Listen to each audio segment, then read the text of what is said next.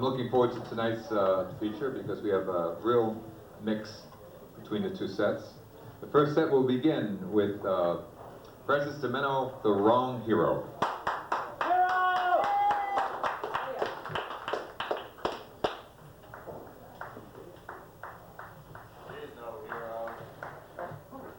Hi, I'm the Wrong Hero, and I'd like to read my first piece. It's called Hi, I'm the Wrong Hero, and I'd like to read my first piece. I'm the wrong hero. I'm apathetically engaged, frivolously serious, positively negative, altruistically misanthropic, cynically utilitarian, sympathetically callous. Do you begin to see the beginning of a trend here? Intently oblivious, omnisciently ignorant, thoughtlessly philosophical, an ascetic glutton, a proletarian nobleman. I believe in sacrificial hedonism, Dionysian stoicism, nihilistic animism. I'm a materialistic Taoist, a fighting Quaker, a fucking monk. I was the stupidest genius at Harvard. I am oxymoronically non-contradictory, an active placebo, a firm believer of the trite tour de force. This is my most unforgettable performance, but after I leave, you won't remember a word I said. I'm the wrong hero, and I was not intended as a supreme intellectual to be a mere clown whose sole purpose in life is to tickle the sores of a fickle mob. But hey, a gig's a gig, you know. Hey, I've been waiting 11 years for this woman. She is up in my sinister mountaintop fortress with my experiments, my hunchbacked existence. Well, I've been working on a few things. One of them is, they say that if chimpanzees were given an infinity of time and there were an infinitude of chimpanzees, they could write Hamlet. I was thinking, well, yeah, but maybe they'd like to throw a little spin on it, you know, it'd be like, to be or not to be, or to swing from a tree. Hardly had the unicycles and cigars grown cold upon the circus floor than that my uncle married my mother. Alas, poor cheetah, I knew him well. There are more things in heaven and earth than are dreamed of in your philosophy, Simba. I had a job writing children's books, but I got fired for using the word poop. I've been working on a few other things. My idea is to combine, recombine great works of literature. And let's see, one of them is Huckleberry Finnegan's Wake. And I was thinking of updating a streetcar named Desire for the 90s. It would be called Fucking Trolley Sluts, Triple X. I want to do some Japanese monster movies like Your Arms Are Too Short to Box with God, starring a Tyrannosaurus Rex.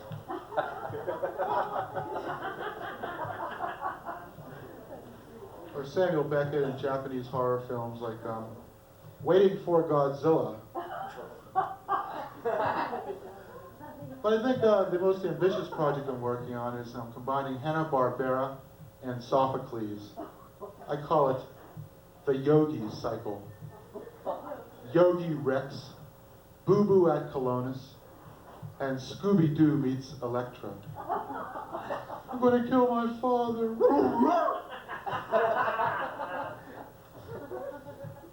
Everybody wants to write the great American novel. I want to write the lousy American novel, you know, because there's no competition for that, really. And I can just see the reviews, you know, in the New York Times. This is the most monumental waste of wood, pulp, and fiber that I've ever experienced. Or the Washington Post. How dare this presumptuous popinjay presume to inflict this thing upon us? Or the Boston Herald. Well, I don't know, I kind of liked it.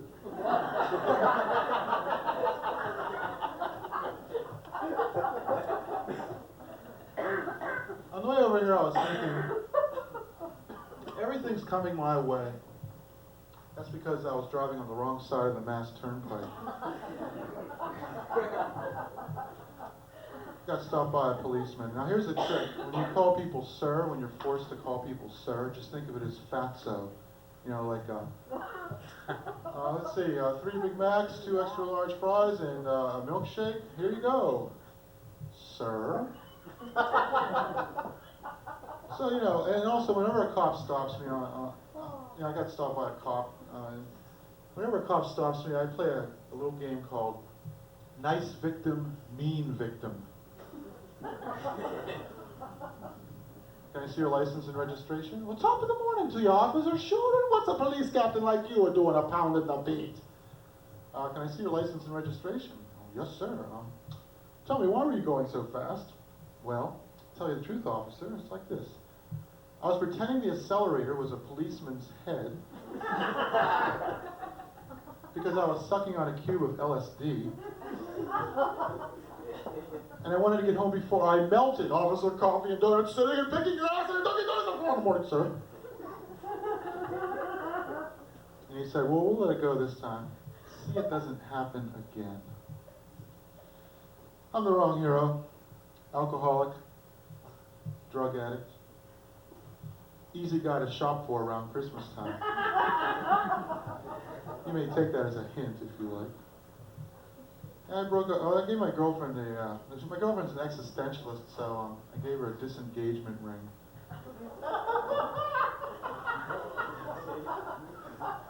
Somehow it just wasn't good enough. So we're breaking up now. I let her down real easy though. I said, you know, baby, every time I make love to you, you know, Barry White mode here. Every time I make love to you, I see God. And he told me to stop going out with you.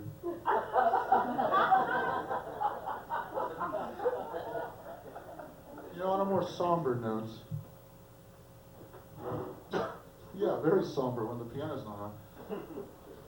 On a more somber note, you know, I really have this eerie sense of foreboding as opposed to all of the sweetness and light senses of foreboding that other people have.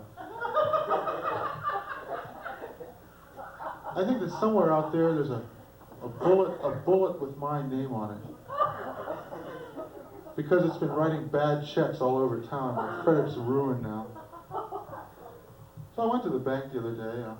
I was stoned. And a nickel fell out of my pocket. And I said, whoa, get back in there, little brother. You're with the big boys now. Cambridge is quite a place. I was in the Harvest food store down the street there, and I said, can I have some Granny Smith apples? They said, we prefer to refer to them as Elder Smith apples.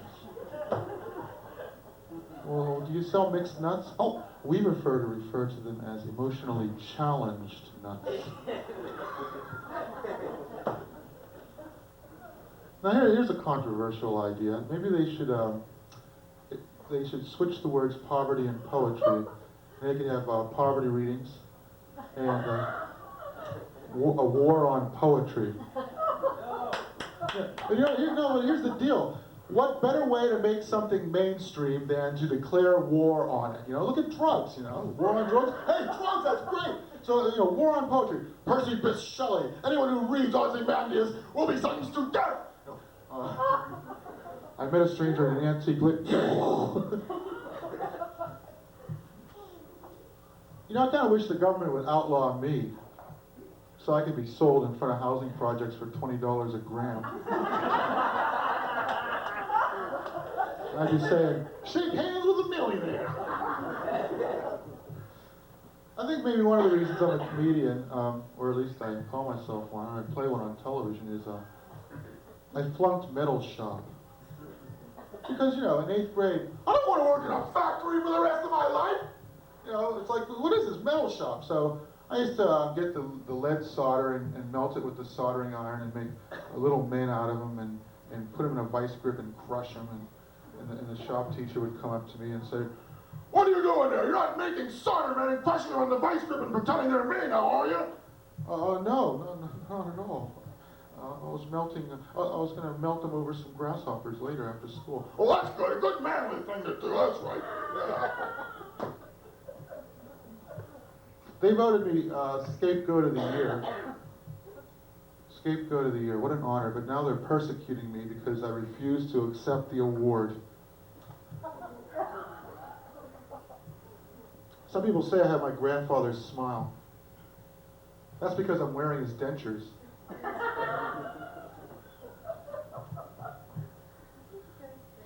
Went to Toscanini's down the street, that ice cream place. And you know, I was kind of stoned a little bit. Like one iris was the size of a pinprick, the other was the size of a dinner plate. You know, can I take your order? Moo! What would you like? Well, I like a triple-decker ice cream cone. 1 scoop double chocolate, 1 scoop grapefruit sorbet, and let's see now, 1 scoop chewing tobacco, Mexico car exhaust fume, paint thinner rag. Here, kitty, kitty, here, kitty, kitty. Dolphin-free tuna, beach whale, spotted owl, koala bear, eucalyptus leaf, malted mastodon crunch. Don't put it in a cone, give it to me in a monkey's paw. And they said, will that be for here or to go?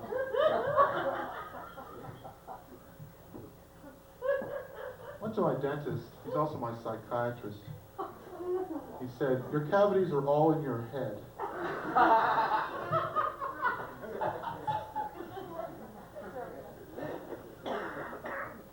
When I was a kid, I used to think the moon followed me around, but then I realized that actually it was following my father around because he owed it money.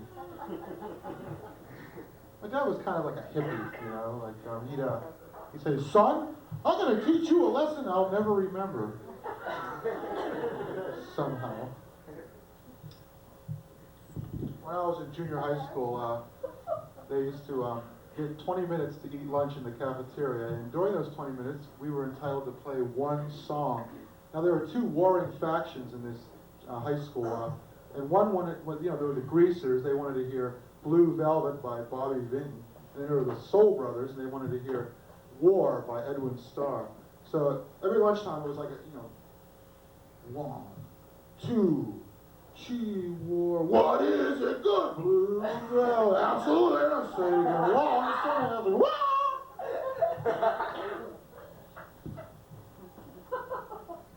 I'd like to do a little impression for you. It's a drunk at a karaoke bar. Is that you get that anywhere? Like, yeah, they can't hit the high notes. And, uh-oh, they're after me! Make them stop! Drunk at the karaoke bar. The repertoire is kind of limited in a way. They never play, you know, they never sing all the contemporary top 40 hits like, you know, I wonder, no, they never do that. It's more like, feeling nothing more than get the hell, get your hands off my drink, feeling. And you know, of course, that old sentimental, oh, Danny boy, the pipes. They put their own little spin on it. The pipes are calling from Glen to, what the hell's a Glen anyway? Glen. Or maybe they'll get into the 70s and do some Elton John, you know, like, Philadelphia freedom put me knee high to him. What? Ain't the only thing that puts a knee high to a man. Or, I don't know, Barbara Streisand. Going down to Stony End. I never wanted to go. I'm 5. I'm a big girl now. I'm 5. What do you think? I'm 3? Not me. What do you think? I'm 4? I'm more than 4. I'm even more than 4 and a half. I'm 5. Sorry about that, Governor. I'll fix it later. Or, you know, towards the end of the night, the repertoire gets a little scanty. They start running out of stuff to sing, so. Round and round the mulberry bush, the monkey chased the weasel. The monkey thought, well, that's a vision of hell for you. A monkey chasing a weasel around the mulberry bush. Or maybe they even revert back to the songs they learned in Catholic school when they were like 5 years old. Like, but they get a little carried away, you know. It's like, oh, sacred head surrounded by crown of piercing thorns. Drive those nails in, drive them in there.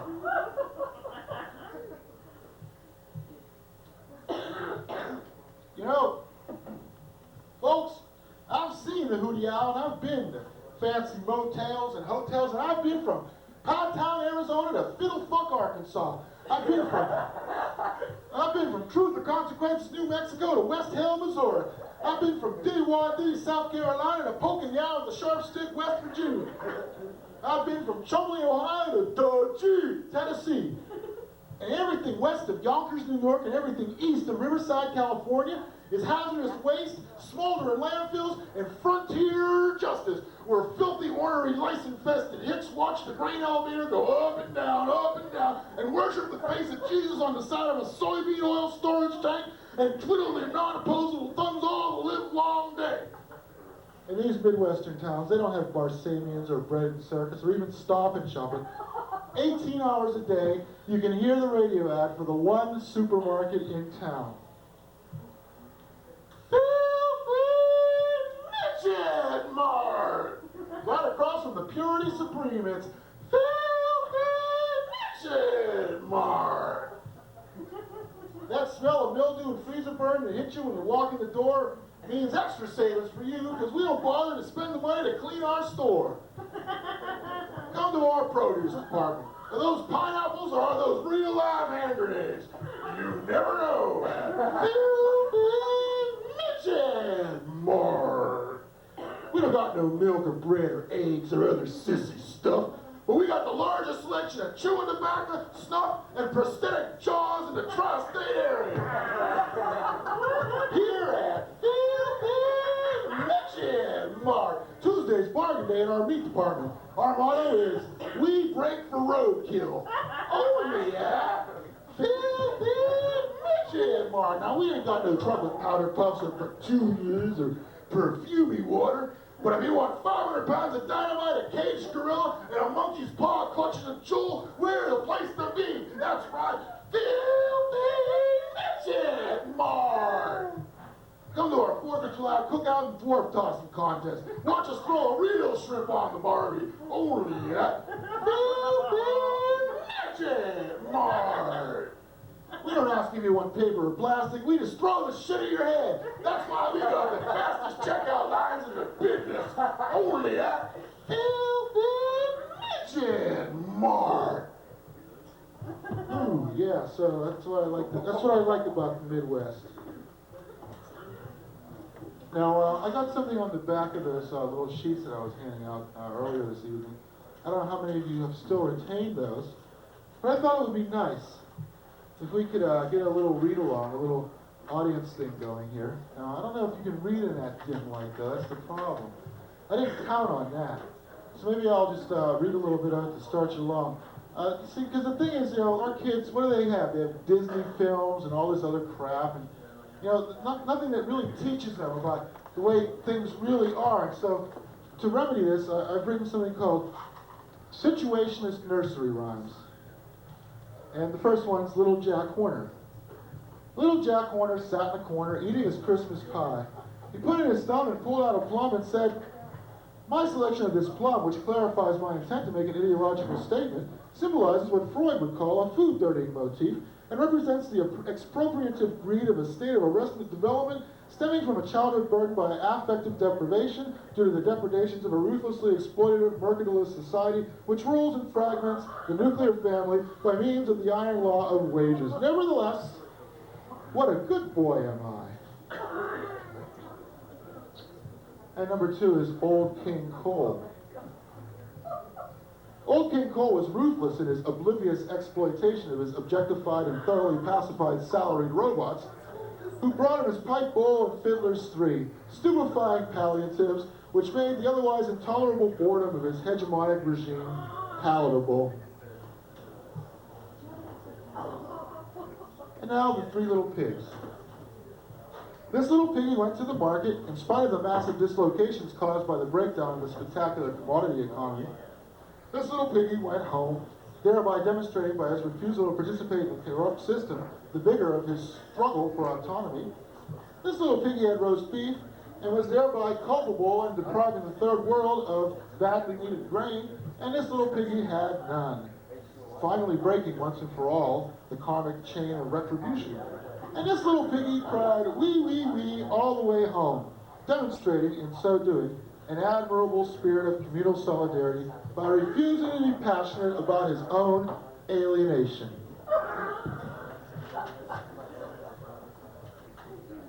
And now, to conclude my presentation, unfortunately it got kind of soggy, but that's okay. It was a humid day. Uh-oh. Okay. We're visiting the Egyptian pyramids. We've sent our Spanish correspondent in to report on strange developments and activities which have been taking place in the Egyptian pyramids and their vicinity. Can I have a little, like, real echo on here?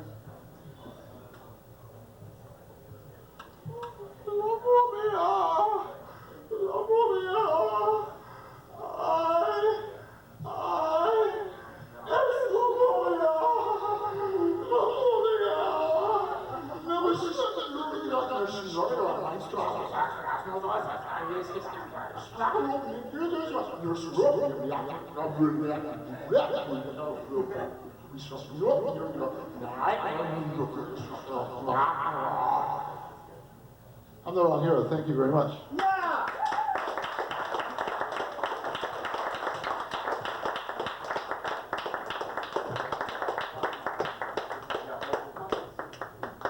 We need another mic.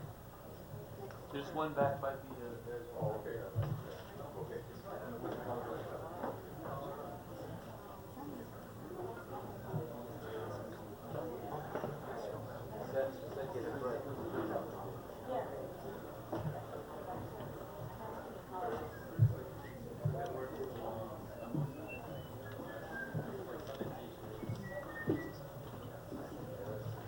Two.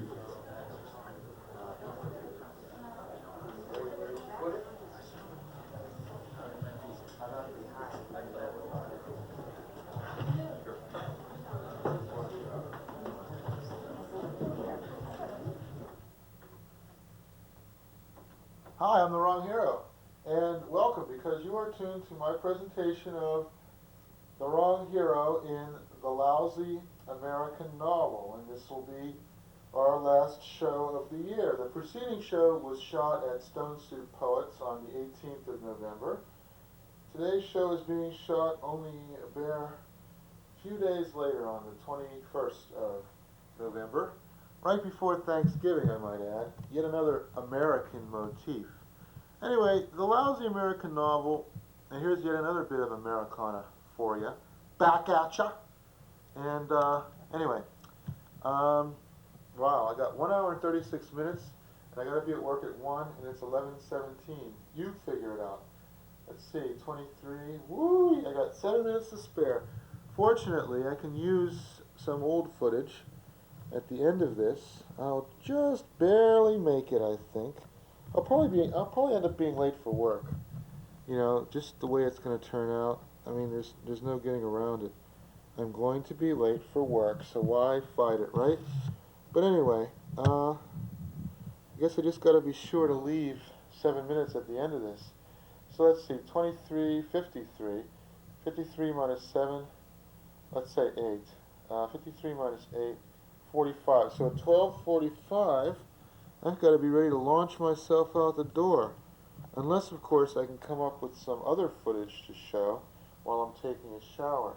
I don't know how I'm going to do this exactly, but I'll figure something out. Anyway, I guess it's about time you saw my leering face.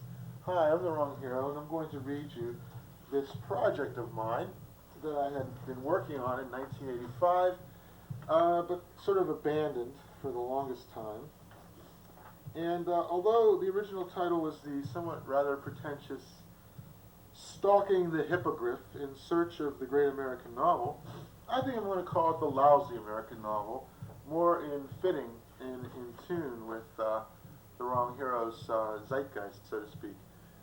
Now, this is the last show of the year, so I thought I'd put together something special for you, which is why I'm reading garbagey old material from 11 years ago.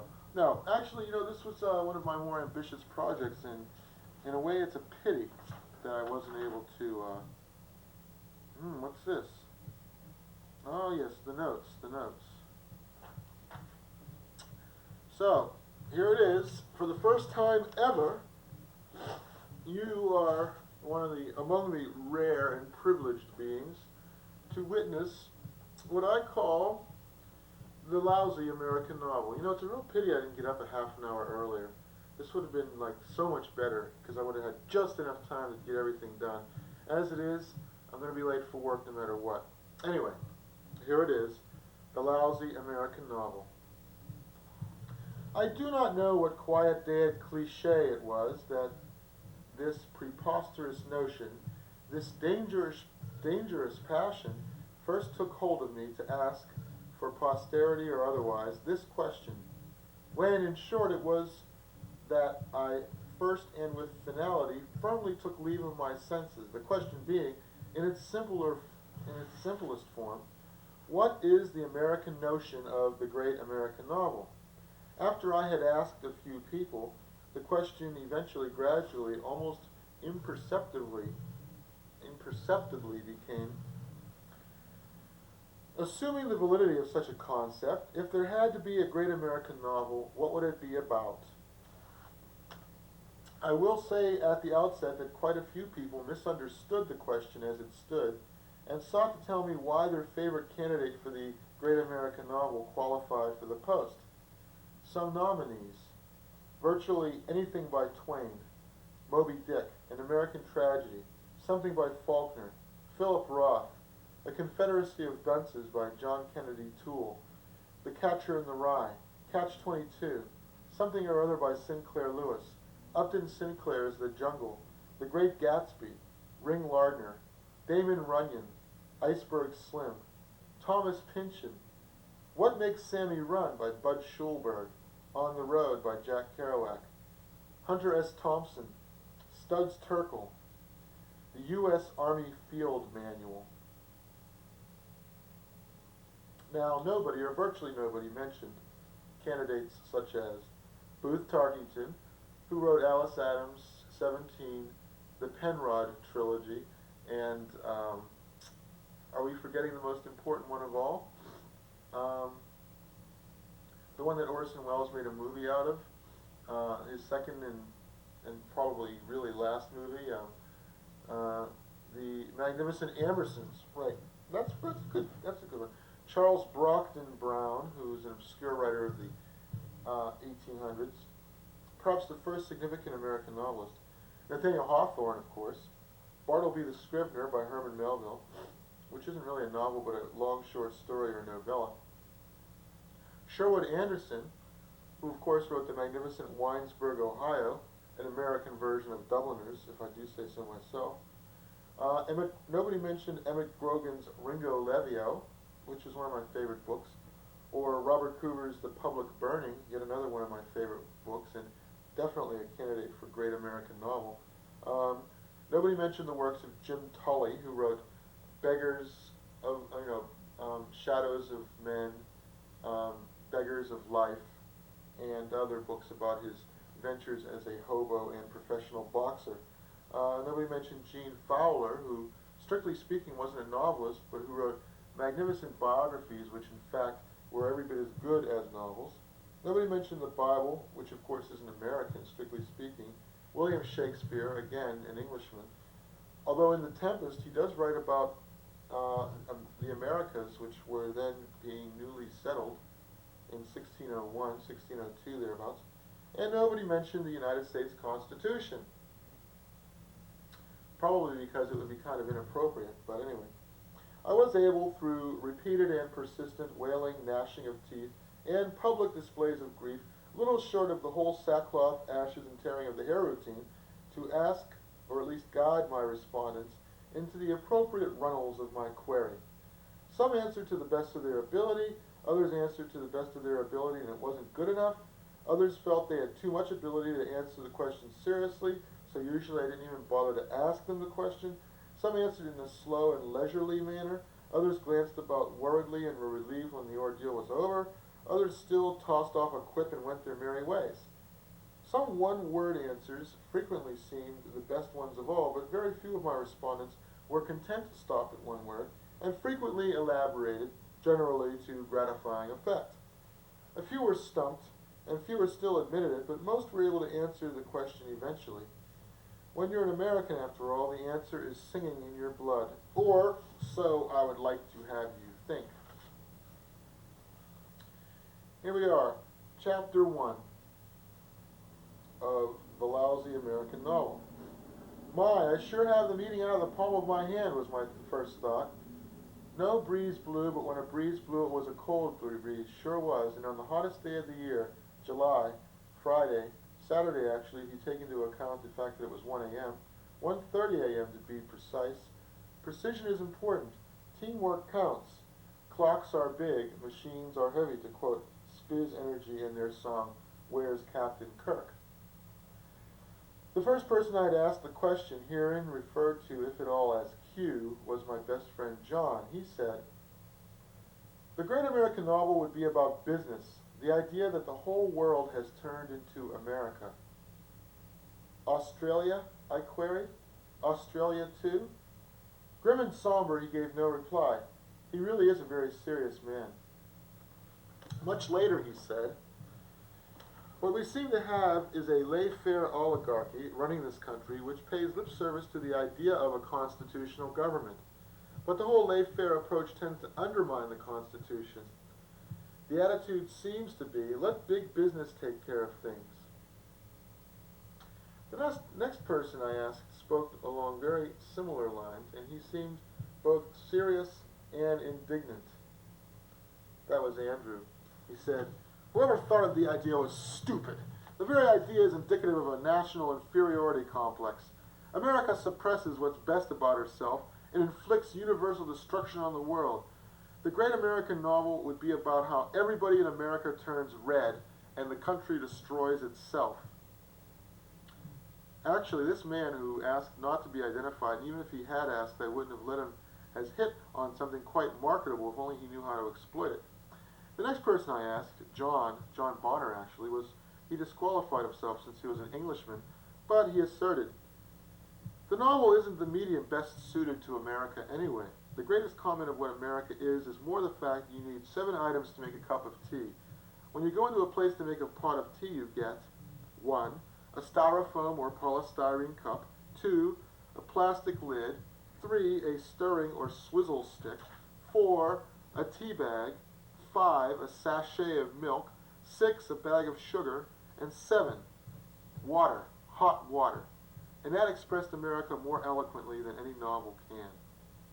John couldn't resist, since he was a graphic designer, to add, it would be 5,000 pages long in 5 volumes, all paperbacks, with embossed silver letters on the fold-over picture frame covers, reminding me, in its epigrammic profundity, of Robert Benchley's quote, I'm glad this question came up in a way, because there are so many different ways to answer that one of them is bound to be right.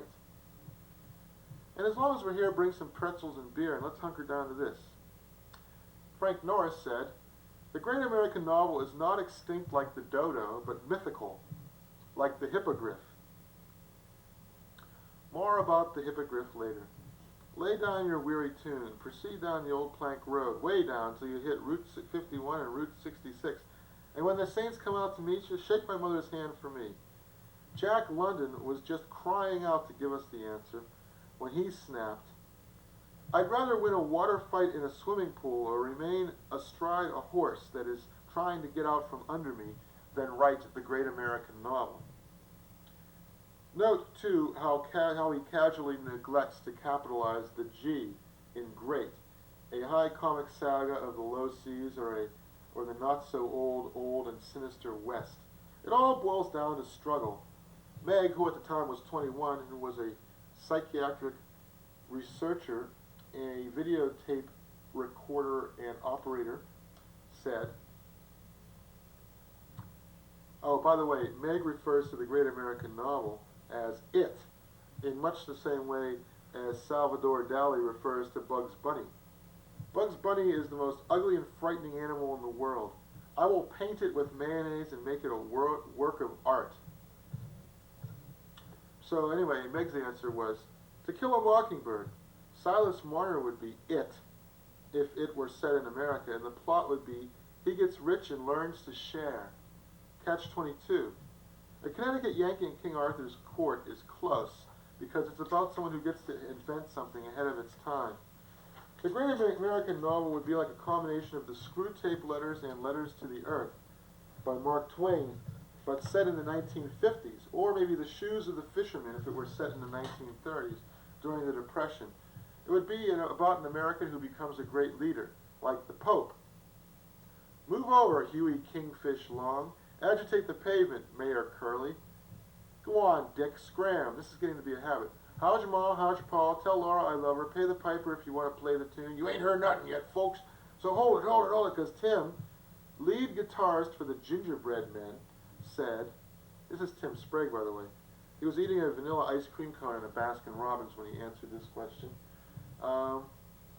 Gee, that reminds me, I had to write this down because Tim was in the Gingerbread Men, and I was trying to remember this earlier, and I couldn't because I just couldn't.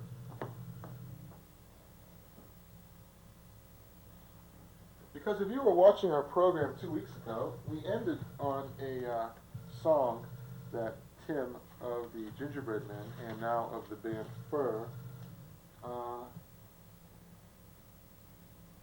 had written.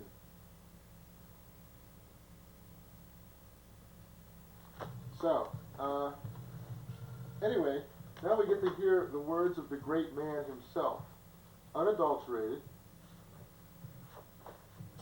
uncensored, unabridged.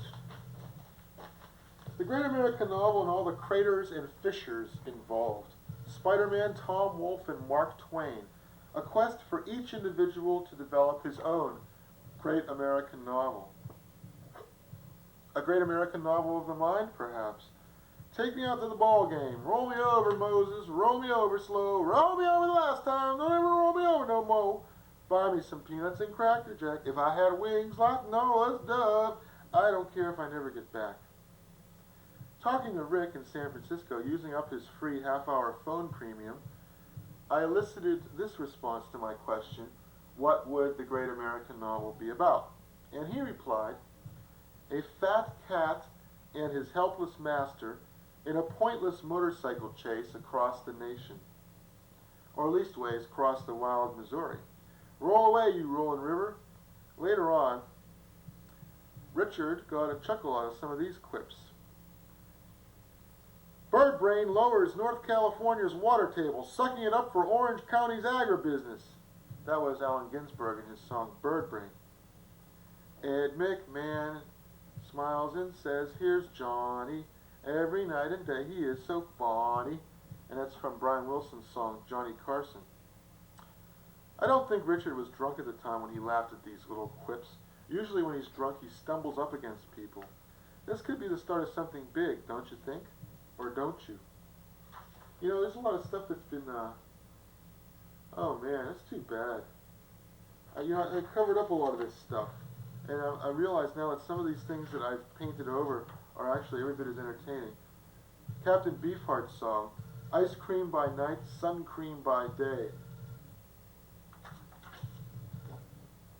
Anyway, now, Saturday, July 27th, 1985. Enough is enough and enough is too much.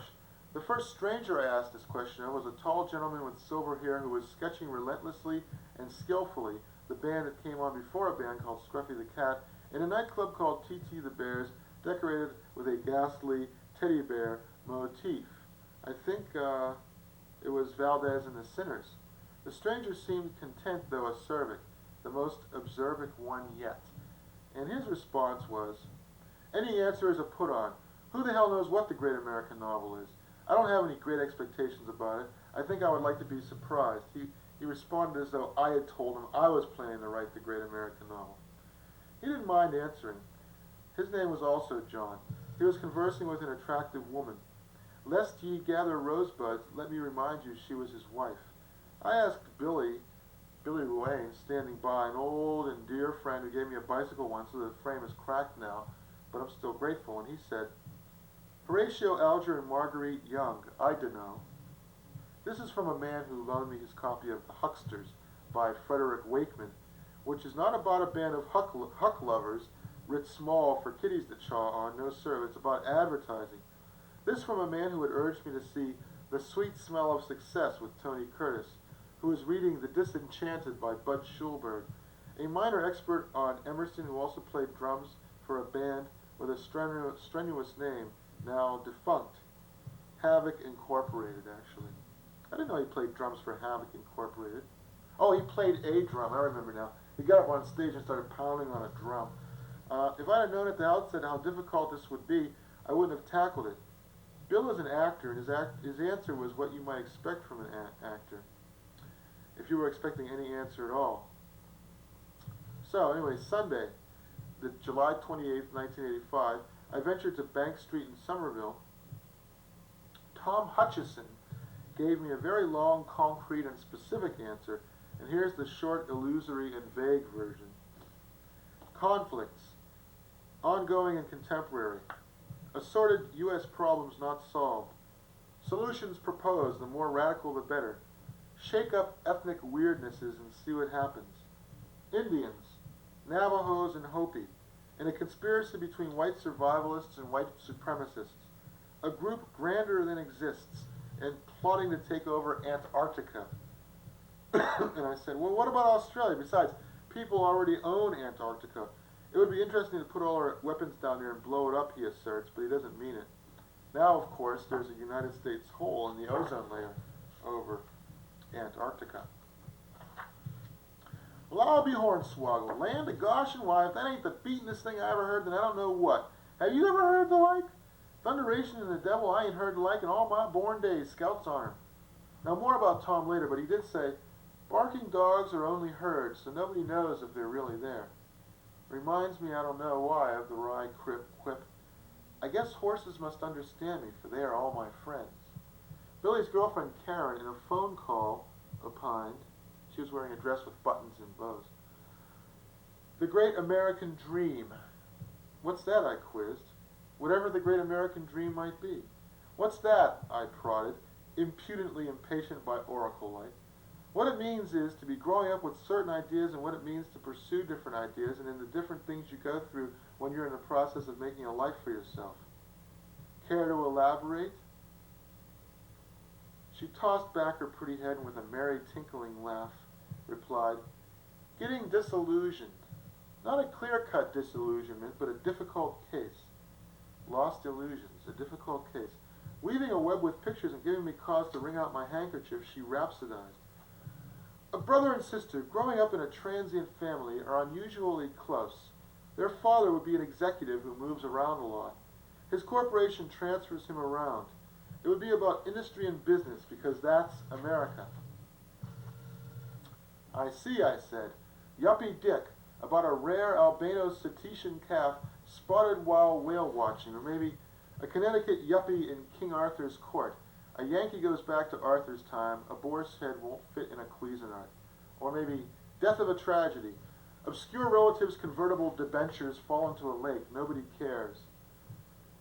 Well, my friend John had a dream that the state of Connecticut had ceased to exist. Or is that a case of that was no dream? Anyway, another country heard from. Sarah Miles, a famous actress when actresses were in bloom and nights were famous, said, in every woman a little bit of hooker and a little bit of God. By the way, I said to Billy, who's Marguerite Young? An actress from the 50s Billy just saw, I think. Ask him. Actually, I was talking not to Billy, but to his friend Karen. Monday, July 29th, 1985. I called on Jane, also on the phone. Jane, who is 1, the sweetest girl in the world, 2, tried to once set fire to our trash can, 3, works part-time for a canvassing outfit called Coalition for Battered Women. Her answer. Race relations, class problems, lots of music and subway stuff. Naive characters in search of self, naive in the sense that everyone's naive and America is about naivete. She also mentioned the collage. Tom Hutchison had suggested taking a current copy of USA Today, cutting it into bits and rearranging it into a USA Today which would really be a USA Today. So anyway, Jane's answer, part 2. Ultimately, the concept of the great American novel is limiting. A lot of books I like are limited, and that's what I like about them. That's the art of them. But the great American novel is unlimited, and that's its limitation. It would have to be a collage. The heroine would be a woman or there would be major female characters. I smelt a rat. Maybe the butler did it after all. Does she or doesn't she? Tell it to the chaplain. Ask the angels. Karen earlier had said the main character should be a woman. Women are a more vocal part of American society than of other societies. Tell it to the Marines. As Aristotle Onassis said, if women didn't exist, all the money in the world would have no meaning. As Orson Welles said, we made civilization to impress our girlfriends. And, as the Mafia says, never loan Shylock money to a woman because you can't beat her up to collect. Well, I say, tell it to the Ramones, brr, and many, many more. Those pink pedal pushers made her the queen of the ball. I love my wife, but oh, you kid. Wish that I was a single girl again. Shimmy, shimmy, cocoa pop, shimmy, shimmy, pop. Lady of Spain, I adore you. A buckwheat cake was in her mouth, a tear was in her eye. There's more pretty girls than one. Frank left here about an hour ago with a woman named Alberta Fry. Dreadful sorry, Clementine. So, Friday, August 10th, a week passes. I asked Jamie, the drummer for Human Radio, an almost total stranger, totally out of the blue, and a mite abashed I was too, but I warn't sorry, the question backstage, just before he took the spotlight and was dwarfed by his giant skins, my friendly admonitory break a leg, presumably concatenating his ears. Jamie replied, freedom, freedom of speech. How little people realize the sort of freedom we have here. When I study history and see what happened in different countries, I think historically, people take for granted the kind of freedom we have here. I wanted to hear more from Tom concerning the takeover at Antarctica. To that end, I walked to the subway and ended up taking 2 buses that took an hour and a half to go 3 miles. On the first bus, it was an uneventful trip, all quiet on the western front, but on the second bus, all hell broke loose. On pins and needles, out at the elbows and feeling like a hog on ice, I looked out the window and saw an ice cream truck. On it, the fighting motto, baby cries, mama buys. Now, wouldn't that be a great title for a novel? Baby cries, mama buys. The truck was box-like, white, adorned with crude renditions of America's most famous caveman, the Flintstones. A demented Wilma straddles a very deformed Pebbles, crawling, facing a club-bearing Bam Bam, also crawling. Nearby, a very sketchy Fred in an action pose. On the rear doors, their pet dinosaur. Next to me, a balding, bespectacled, bearded, self-possessed, and overbearing city planner named Dick, age 48, discussed the sorts of serious fun he would like to learn more about. Personal pushcart management, Greek civilization, and self-hypnosis. At the last practical moment, I ventured forth the question. He said, a whale, of course, or a prostitute, and the second still has to be written unless you count Butterfield 8, which I doubt, even though it's about a prostitute. He laughed. An albino, a white whale of a prostitute. Ask my wife, but don't tell her what I said. He gave his age as 47, no, 48. He wanted to know why I didn't ask him what his socioeconomic status was. Ask him his socioeconomic status. I asked his wife, Carolyn, 37, a physical therapist. She said, a city planner falls madly in love with a bus driver. She was seated across from him. Between him stood a man named Bill who protested, baseball! And it's already been written. As if on cue, a stub from that evening's baseball game fell out of his pocket. I asked him what he did. He said, I build nuclear bombs. I gave him a skeptical look. He looked to the rear of the crowded bus and said to his friend also standing, he thinks I'm kidding. He then turned back to me and said, I worked with nuclear submarines. I assured him I believed him. A haggard-looking man, seated near the twin pneumatic rear windows, exclaimed, baseball and big business. On leaving the bus, I managed to buttonhole him. His name was Jonas. He was 36. He gave a number of occupations, culminating in, but I'm really a musician, managing in the process to somehow plant a suspicion that he was gainfully employed at none of these occupations, least of all the lattermost. He then said, I keep my wallet and my watch under my pillow at night. I thanked him and ventured to the home of Tom, who, by the time I arrived, was asleep. Mark, 35, arrived shortly after myself, in the middle of Hogan's Heroes. He left, however, before the end of divorce court. He was also in search of Tom. He ambiguously gave his occupation as retailer. Mark said, Tragedy and triumph. A regular guy struggling to succeed. He has setbacks but perseveres. His essential inner conflict would be between his ruthless ambition to succeed and his compassionate other nature to help other people. So there's a clash of values. Tim, 23, a bank clerk, brother of a current resident of Bank Street and himself a current resident in 1985, on being asked on his way out the living room door, about to go to bed, answered in 3 stages. Cars. What else? Rock and roll. What else? Pets. Pets, I squawked. What about drugs? Pets, he insisted. And the TV chimed in with the voice of a divorce court mother accusing her divorce court hubby of tying their brain-damaged daughter to a tree. It was tax time, he moaned, and she was not brain-damaged. She's dyslexic and has a photographic memory to boot. Oh, by the way, the wife had to end up paying the husband $250 a month in child support. Tim smiled and took his leave. It had been a hectic day. I followed his example, vowing as the day began anew, meaning the game was again afoot, I would resume, by gum, or know the reason why, my quest, stocking cap or nay.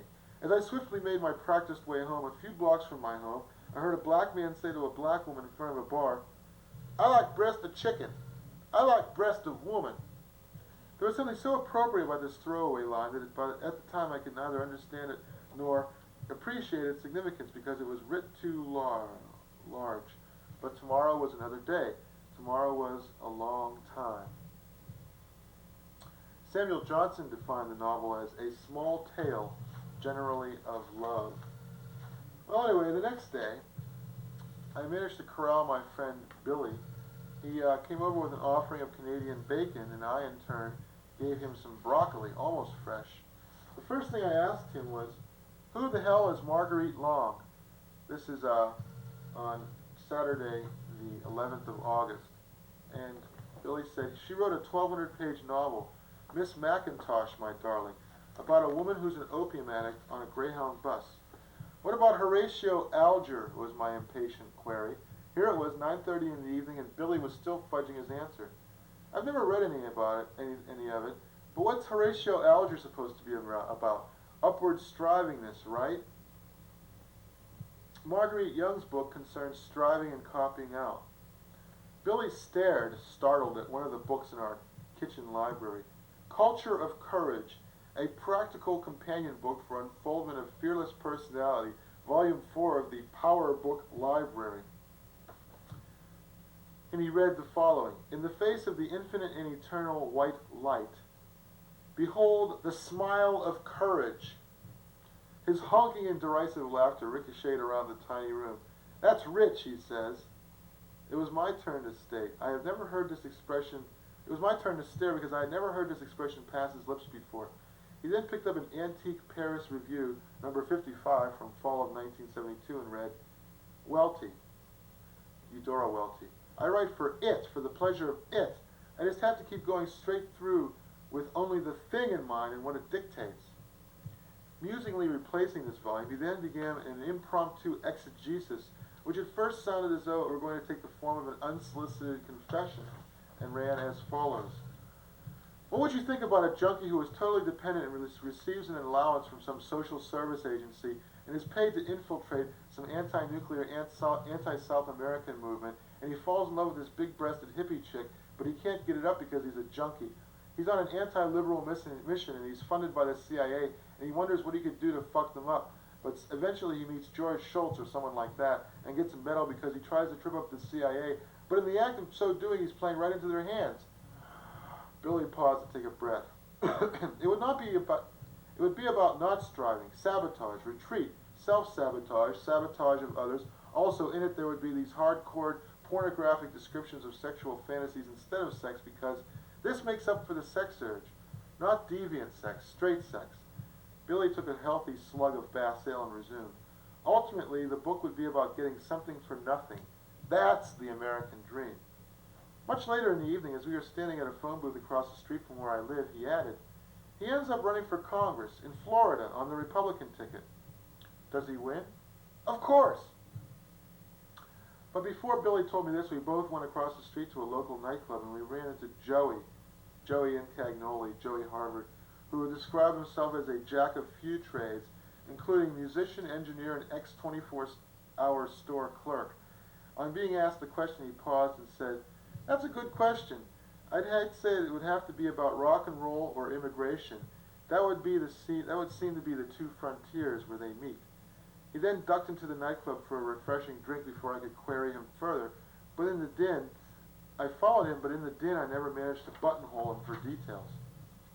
At about 2 a.m., Bill phoned me from across the street to tell me he had run into somebody he would like me to meet.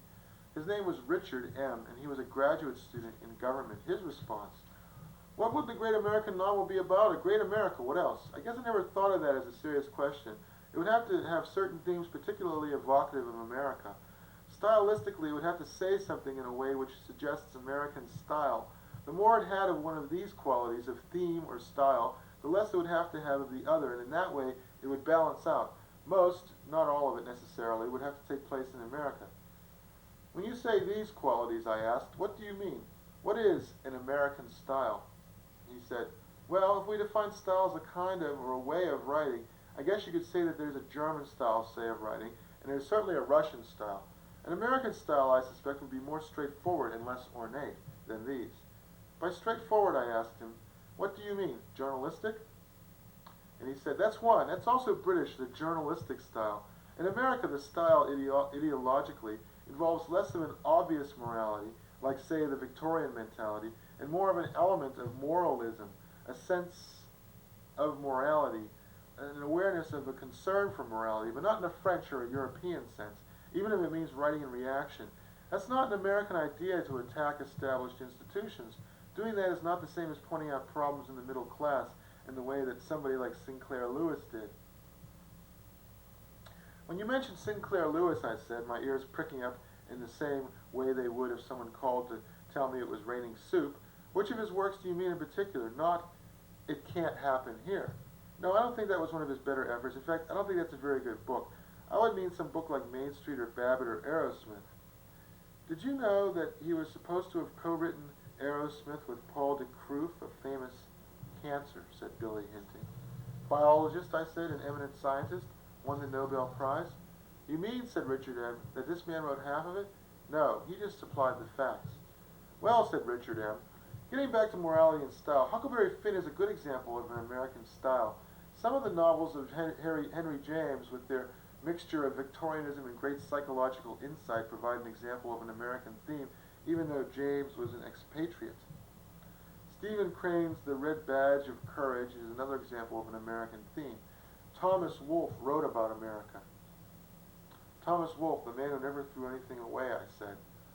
Richard M. resumed, "But writing about America isn't enough. William Faulkner, I would say, didn't write the great American novel. His concerns were too regional.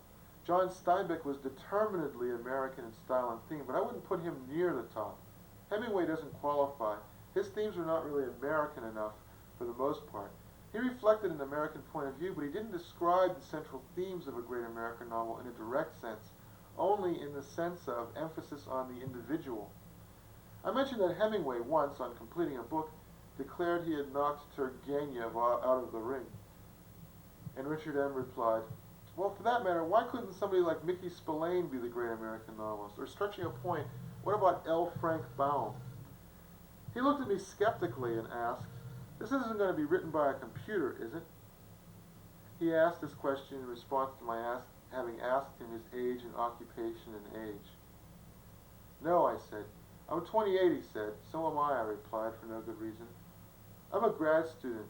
You know, you shouldn't do academia. You should ask more blue-collar people." In reply to this, I told him I was thinking of making an expedition to Pittsburgh. I thanked him for his answer, and he departed. Bill and I then walked over to a store across the street called the Value Center to see what sorts of things they sold. He had shown me some books he had purchased from a sidewalk vendor, Fire by George R. Stewart, and Pliny and other poems by an author whose name escapes me. We wanted to see whether this mercantile establishment offered similar fare. When we got there at the Value Center, we discovered that the clothing seemed to be the only thing they sold. "I can never get my girlfriend to shop in these thrift stores," I moaned. "No wonder," said Billy. "Look at all this polyester crap." And to be sure, the store window was chock full of gaudy raiment of every stripe. Unlike the thrift store down the street, which had in its window a full-length mirror, 2 sky blue nightgowns, a modernistic plastic rack of shocking pink bows, a white lamp with magenta trim, assorted small and shiny plants, a plastic mannequin head, peach pitch shaped, with red eyes and a bearskin hat, a plastic vacuum cleaner priced to sell at $14.99, a green leatherette chair with a wooden frame, and a diminutive red sofa with gold leaf design. The Value Center had a mackerel belly pink plastic fishnet purse, a navy blue railroad cap with pink lace on the flap, assorted ties for a blue and silver paisley designs on a field of black, dark red and beige striped, dark blue and beige striped. By the way, Mark Twain once suggested the color beige had been chosen by a committee, and a dark brown with an MCD logo, beneath which a powder blue pig. Shiny black pointy shoes of a style popular in the 1950s were also in this window. Blue, ankle-length basketball sneakers with white soles, assorted acrylic sweaters with raised designs, a boy's suit of salmon pink with wide lapels, assorted polyester dresses, a blue and white striped railroad cap, and plastic fishnet sandals. As Billy Ruane straddled his green scooter, he quipped, "You can't argue with value." I thanked him enthusiastically for this insight, and he, after reminding me again of a gallery opening the following day, roared off into the humid night. As I walked into my door, I was witness to an incipient fight between a gap-toothed black man with a flat-top afro and a slight Jamaican accent, and an excitable, bearded, pizza store Italian man. "You ain't gonna call no police?" the Jamaican queried. The Italian allowed as he wouldn't. They then began baiting each other thus. "Come on, what you backing up for?" "I ain't gonna let you hit me, mon." "Come on, what you scared of?" "You sweating, mon, your face is red." "Come on." The Jamaican, in a lightning motion, brought his leg up and kicked the aproned pizza clerk in the face with the side of his moccasined foot. The Italian shook his head and resumed his battle stance, right fist near chin, left fist out. He leads with his left. "Come on! I ain't no fool. Why you keep backing off? Come on! I ain't gonna let you hit me." The latter exchange was repeated several times, the Italian cautiously advancing, the Jamaican cannily weaving and backing up. Finally, the Italian, in disgust, turned his back on the Jamaican, and the Jamaican man said, "That's right, go back to your pizza. It looks like your face." The Italian wheeled around and roared, "Come on! You ain't no fighter, you a businessman. Come on, I'm here. Your face is red, you steaming." All the while the Jamaican kept backing off with a cocky grin. Finally, the Italian let his friends guide him back to the store. The Jamaican spat out, "Faggot!" And the Italian said, "Come on, I'm here." And the Jamaican said, "Go back to your store, big businessman." The Italian made a gesture of disgust and went back to the pizza joint. The Jamaican stood around and soaked up the admiration of the crowd which had gathered, mostly black. "I didn't hit him one like I could have," he asserted, "'cause I didn't want to get no blood on him. The police can't hassle you if there ain't no blood, no evidence." He finally let a friend persuade him that he would do better not to hang around. "They ain't gonna call no police. I gotta meet a friend on this corner. But I hear you, man." He lingered a minute or two more, then took his judicious leave. The following afternoon, let's see, I guess that was like, this was a significant day in the writing of this. The following afternoon, I called Adele at her ancestral digs in Rhode Island. Actually, I think it was Antoinette, where she was in attendance for her brother's wedding. In response to the question, she said, "Did you ever hear that song called The Perfect Country Song? Well, the great American novel would have to have a lot of stuff in it. There's a spoken part in the song in which the singer, I can't remember his name, tells us that if it didn't have trains, rain, prisons, and your mom, then it isn't the perfect country song. The great American novel would have in it a lot about money, sex, would have a lot in it about class, but it would have to be sub rosa because it's supposed to be a classless society. Let's see, there'd be a lot in it about land, driving, I guess I must have said sex already, drugs, morality, and why Americans think they're so much better than everybody else, and why they feel inferior at the same time. Racial conflict, regional conflict. The great American novel wouldn't have all this stuff in it. I'm just making this up. A truly great American novel would probably be about the Canadian wilderness, something not really American at all. I interjected. Like Australia, I said fatuously. The new America? Yeah, or Russia, the anti-America. Bizarro USA, I couldn't resist adding.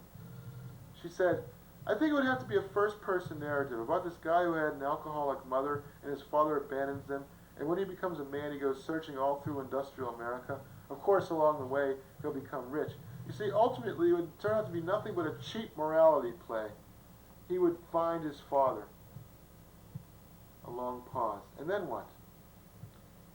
A Boy Named Sue by Johnny Cash is basically the great American novel in song form. The guy finds out why he was looking for his father. And he resolves not to be like his father at all, but in the very process of searching for his father, he becomes his father. She laughed and said, if you say so. Say, I haven't had lunch yet and I'm starved, so if you don't mind. And she hung up. And as the eerie dial tone echoed in my ears, long after I had replaced the plastic horn devil in its sickly green cradle, I mulled over the wisdom of what Antoinette had imparted unto me. Perhaps the great American novel wouldn't be great in the sense of the word as it is usually understood. Perhaps great would not signify vast, all-inclusive, grand, or even exceptional. Perhaps great is inseparable from American. Perhaps it should be the great American novel of which we speak. Perhaps even the great American novel. If great is inseparable from the American, then even as sad and benighted a duffer as the tired, tried, true, yet false-faced Horatio Alger could qualify. Alger, hag-ridden by his overweening ambition to be great. Alger, with his unholy inclination to parade about in disguise. Alger, with his unquenchable gusto for churning out grade Z potboilers long after he had grown almost unthinkably wealthy. Alger, regarded as a friend of all boys, guardian of their interests, defender of their rights.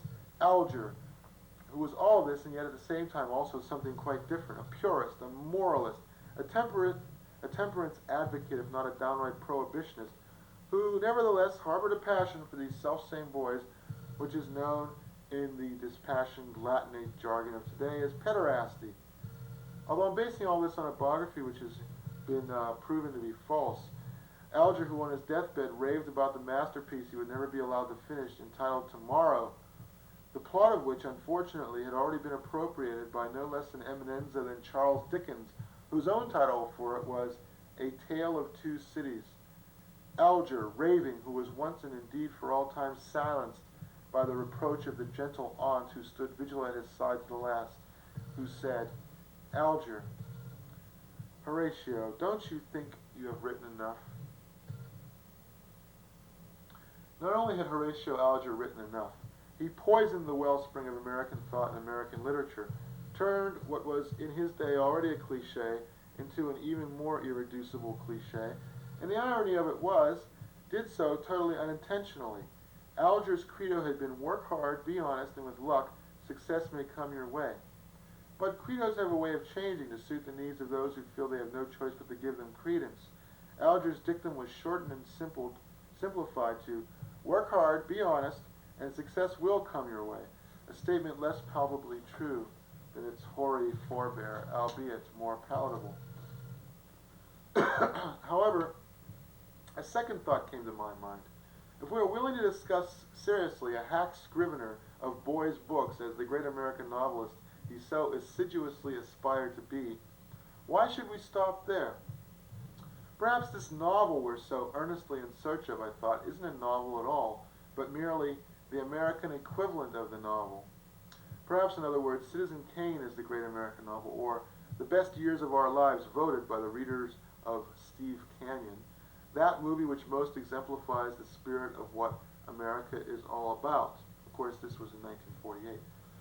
Perhaps it was simply a comic strip like Terry and the Pirates, or Crazy Cat, or Thimble Theater starring Popeye, or Pogo, or Little Abner, or Dick Tracy, or Little Orphan Annie, or Life with Father, or Little Nemo in Slumberland, or Buster Brown, or Mutt and Jeff, or Gasoline Alley, or even Blondie, said to be the most popular comic strip in the world. Or perhaps the great American novel is to be found in the collected works of a jazz musician, such as, I don't know, go from Scott Joplin to Robert Johnson to Duke Ellington to Charlie Patton, who was really a blues singer actually, or a country and western balladeer like the recently deceased Bill Monroe, or you name them. There's tons of them, all these bluegrass people. Bob Wills and his Texas Playboys. I'm trying to think of some of the more obscure ones, but I can't. Or a hillbilly folk singer, or a rock and roll star. Perhaps, as Antoinette suggested, the great American novel is a song, or could be a song, or be based on a song, or contain songs, or be about songs. Now, if the great American novel were a song, here's some nominees. Louie Louie, I Got a Gal in Kalamazoo, A Boy Named Sue, Old Zip Coon, Maybelline, Dink's Song, If I Had Wings Like Noah's Dove, Georgie and the IRT, The Arkansas Traveler, The Dark Donkey Serenade, The Three Bells, Happy Days Are Here Again, Every Man a King, Theme from the Monkees, The Bird's the Word, or Surfin' Bird as it's known, Tell Old Bill, Stormy Weather, Over the Rainbow, I'm a Yankee Doodle Dandy, or any of a number of other show tunes, march tunes, campaign tunes, patriotic tunes, dance tunes, ballads, theme songs, novelty tunes, to say nothing of instrumental numbers, waltzes, jigs, two-steps, etc. ad infinitum. And of course, just as rapidly as musical tastes change, so would this hypothetical great American novel in song form candidate.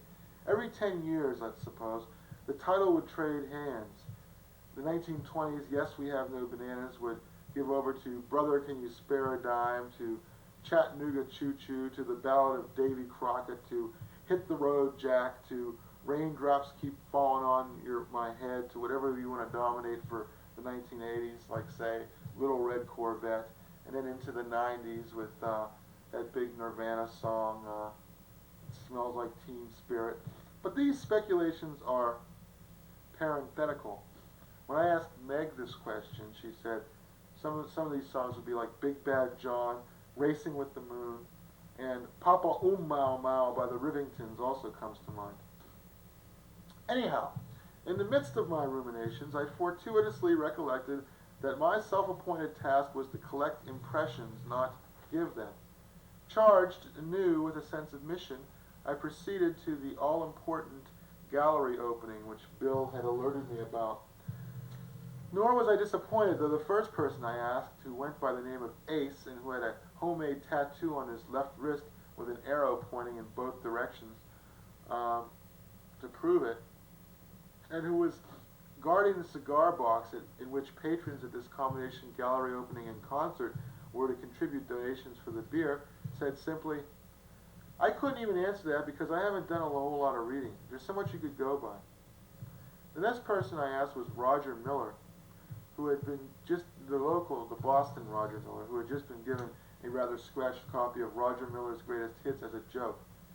His response, I'm not sure, but the first thing that comes to mind is the use of corn in the East and traveling to the amber waves of grain in the Midwest. The process of taking it from the Indians and the eventual progress to the Midwest. What about tobacco, I asked. His cryptic response, tobacco would be even broader in concept. A young lady, aged 24, with the sides of her head shaved and her hair apparently dyed blonde, wearing a Tom Jones Live in Las Vegas t-shirt which a friend had made for her, depicting that curly-haired Welsh star, sweat lathering his face, singing into a microphone, which was an enormous red prick, who wore a cross around her neck and gave her occupation as bullshit artist, replied, Sex and Greed. She had just read a biography of Picasso, and she related an interesting anecdote about how Picasso, who had refused to accept support from the Germans, on confronting a German soldier who spied a peek at Guernica, and who then said, You did that? Replied, No, you did. We chatted about the portrait Pablo Picasso did of Gertrude Stein. That doesn't look like me, complained Gert. It will, asserted the terse master. Lois, for that was her name, sang the praises of Rodchenko and strongly recommended I discover a taste for this Russian artist. She glanced a while at the pictures in B. Frank's The Pictorial History of the Republican Party, then turned her attention to the various objects d'art which cluttered the minuscule room, most notable of which were, there was Store 54 Now and Then gallery, most notable of which were two silvery mannequin heads, one of which had its or her mouth wide open in a silent scream, the other of which was placed inside of a shuttered box with the shutters swung open. The room was hung with dead white paper, to protect the paint job, someone informed me, and the keg of beer by which I sat, becoming progressively drunker upon its diminishing contents as the evening waxed on, was nestled inside of a curious cradle-like structure with a platform attached for ease of sitting. In other rooms, various oils and charcoals, mostly portraits, most almost life-sized, hung languidly in the musty room as Roger Miller played Eno-esque digressive melodies, fragmented yet flowing in the bustle and heat. A friend of Ace, known as Killer to his friends, who gave his name as Bear, and who listed his occupation as certified bodyguard and bouncer at Jumping Jack Flash and the Channel on Queensberry Street, gave, when I finally got up the nerve to ask him, for he was quite imposing, what with his nickname and his studded leather belt and huge muscular forearms and long hair and beads of snuff hanging in his besnotted nose and his 3 tattoos, one a flapping United States flag acquired in Germany, the other the name of a friend acquired in Georgia, presumably in boot camp, the third also of a friend, very homemade, acquired by his report at Rikers Island, as his answer the following. All different people like all different types of arts, what they do, but I enjoy what I do, and everybody thinks the martial arts are not an art, but they are. Note the name. It's not an art, it's the ultimate art, after Bruce Lee. I didn't ask him to clarify his remark because I was afraid that his good-natured willingness to answer the first question would turn into a sullen, querulous persecution complex on the slightest provocation. So I turned from him and his pal Ace and asked a winsome young lassie with dark hair and enormous breasts the same question, at the same time extricating myself from Bear cum Killer's harangue as gracefully as possible. She told me shamefacedly that she was 21 and a student. Also that she had published 2 issues of a music magazine called Creeping Sounds, which had gotten written up in the Boston Phoenix. I think this was Kenny Highland's girlfriend. She said, the key to it is America, depending on the author. What that author's conception of the word America is and what it means to be American is. Her boyfriend, Kenny Highland, incidentally the same person who gave Roger Miller's greatest hits to Roger Miller, said, I'm going to give you a stock answer. Moby Dick, right? Kerouac's on the road, in my own opinion. I saw Easy Rider. I was in the 8th grade. I got into Kerouac after he died. I was reading Revolution for the hell of it back in the 9th grade. Rick, aged 32, an artist cum model who lived in Cambridge, gave a lengthy reply. He smiled continually and seemed very eager to oblige. The Great American Novel, a mystic tract of some sort that would show the difference between what is ostensibly happening in America and what people are really feeling. What do you mean, I felt impelled to ask, by a mystic tract? He wiped his round, metal-framed spectacles on his shirt and resumed. A mystic tract would re-examine the spiritual nature of this country, or the lack of a spiritual nature. What form would this tract take, I queried, egging him on. He replied, poetry. It would be poetic more than novelistic. Within the poetry would be wisdom. It wouldn't be delineated systematically. It would be poetry which would engage the imagery of the people, and then in that setting the wisdom could flourish. I asked him for further details. He was happy to supply them. Rather than a nuts and bolts presentation of any particular spiritual leaning, it would be about the freedom of poetry which would change people's thinking without appearing so dogmatic. Sort of like songs, then, I asked, and we discussed music and the ways in which it could lead people to abandon outmoded ways of thought, in the process promoting togetherness, howsoever transitory. Concerts, for instance. This very event in particular. The talk then turned to politics. Rick said, the political pressures we're undergoing now are so significant that the modern great American novel would have to be something which had to do with a new morality. Not Winesburg, Ohio. That was fine for the 20s, but times are different now. I questioned his wife, who was standing nearby, drink in hand. She had been given an opportunity to mull over the question, and she said, people are so different that it's hard to find a common link in us all, and there's got to be one. Maybe it's only because we all share the same species. We all come from mothers, parents. We all dream when we sleep. Off in a corner of the room, which by now had become quite crowded, One girl said to another, "Why'd you get that tonic?" "I was having a glucose fit," the other replied. My respondent resumed, "This novel would have to have a kind of warmth." "Warmth," I replied, pausing in my semi-furtive and altogether frantic scribbling. "You see, the room, owing to poor ventilation, had grown quite warm, and I imagined that perhaps, but never mind what I imagined." She resumed, "Warmth, the common link where either you know somebody else or else you have to assume a common link. That bartender, for instance." And here she pointed to Ace, who glowered at me somewhat impatiently because I had drunk much more than my fair share of beer and had not made the slightest move to make a contribution towards the cost of the keg.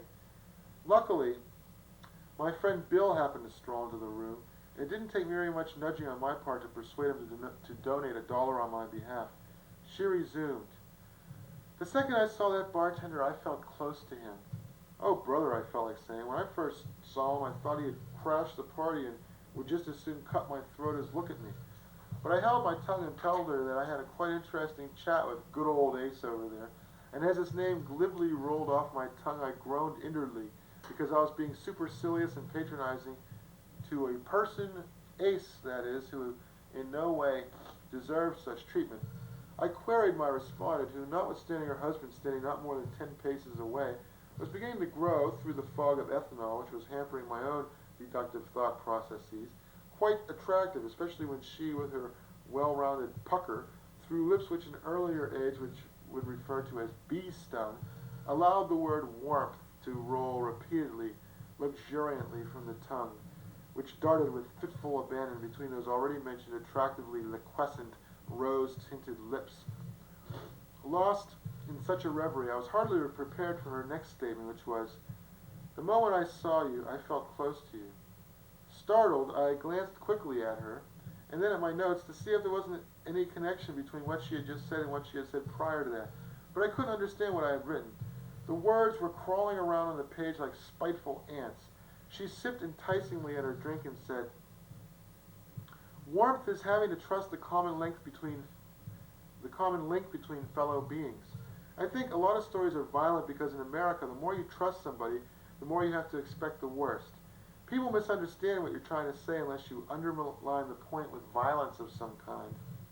People become desensitized to violence in that way. Americans tend in that way to expect the worst. There's an air of, you can't be naive because what you think is what you get. If you send out negative vibes, people can tell." At that point, Lois, who had been listening to the latter part of this conversation, on hearing the word vibes, said, "Nothing is everything." "You got it wrong," I wanted to tell her. "Everything is everything." But then I realized she was being sarcastic. My respondent finished her statement. "That's why we need comedians. Comedians make us squirm. They use comic insight to make serious things more palatable." I thanked her for her answer and resolved to become a comedian. And within a month and a half, I had in fact become one. I thanked her for her answer and went looking for Lois, but she had drifted off. I had noticed in the course of my colloquy with Rick's wife a slender, attractive woman with dark brown eyes who had been standing by and who had been apparently listening to our conversation with unfeigned interest. I was wrong, for when I asked her the question, she did a double take and said, "A woman and her cat." She grudgingly admitted that her name was Kathy and that she was a photographer. I turned to Pat McGrath, age 28, who worked in a record store but who also told me he was in a band called the Condo Pygmies. Now he's in the Wheelers and Dealers, of course. At first he said, "Search cars?" When I expressed bewilderment, not knowing whether he meant searching cars, searching with cars, or cars which searched, he noticed my discomfiture, took pity on me, and shared with me the following. "When you say the great American novel, I see it as a kind of a limiting thing. The great American novel is about something which stresses the author even as he's writing the great American novel.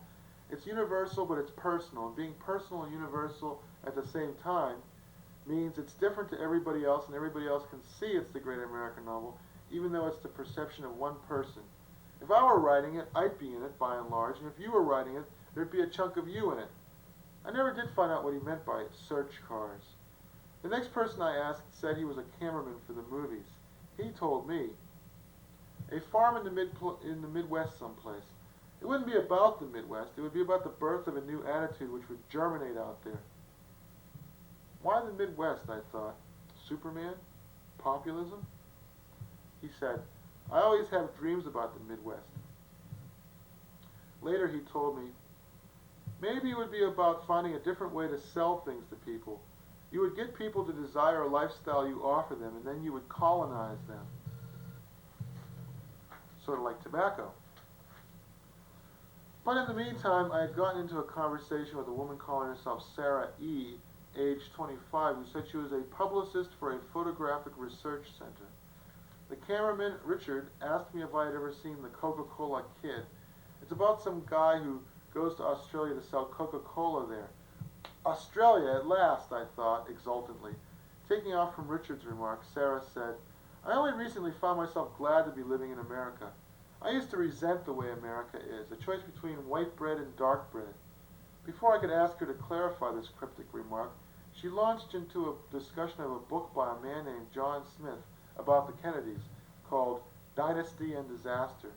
He's also written books about the Bouviers and Guggenheims. She recommended the book about the Kennedys highly because it says the most about the U.S. in perverse ways. It really lays it on the line. Something in the manner in which she said perverse ways intrigued me, and I asked her for details. Take Hoover, for example. Hoover had tapes on the sex lives of every senator in the United States. He sat and listened to these tapes he had of JFK's sex life and jacked off. He had 4 rooms of private files on tape. Jack, Bobby, King. J. Edgar Hoover represented the bulk of what 20th century America was all about. I directed her to a couple of articles in the recent reprint of Paul Krasner's The Realist, with the air of a conspirator nurturing someone's obsession. Getting back to the Kennedys, Sarah said, Joe Kennedy, when he was in the FCC, or was it the SEC?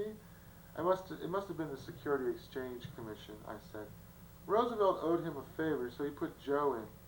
Joe was also in Hollywood for a while, and in the 20s he was a bootlegger. Right, she said. Joe Kennedy used his position and screwed everybody, including Jackie's father. That's why Jackie Onassis' mother's father wouldn't attend the wedding with Jack. Her father was too drunk to take Jackie up the aisle. Alschenschloss had to give her away. The guy who worked for Time magazine, she thought that was him. She added in conclusion, that's the American story.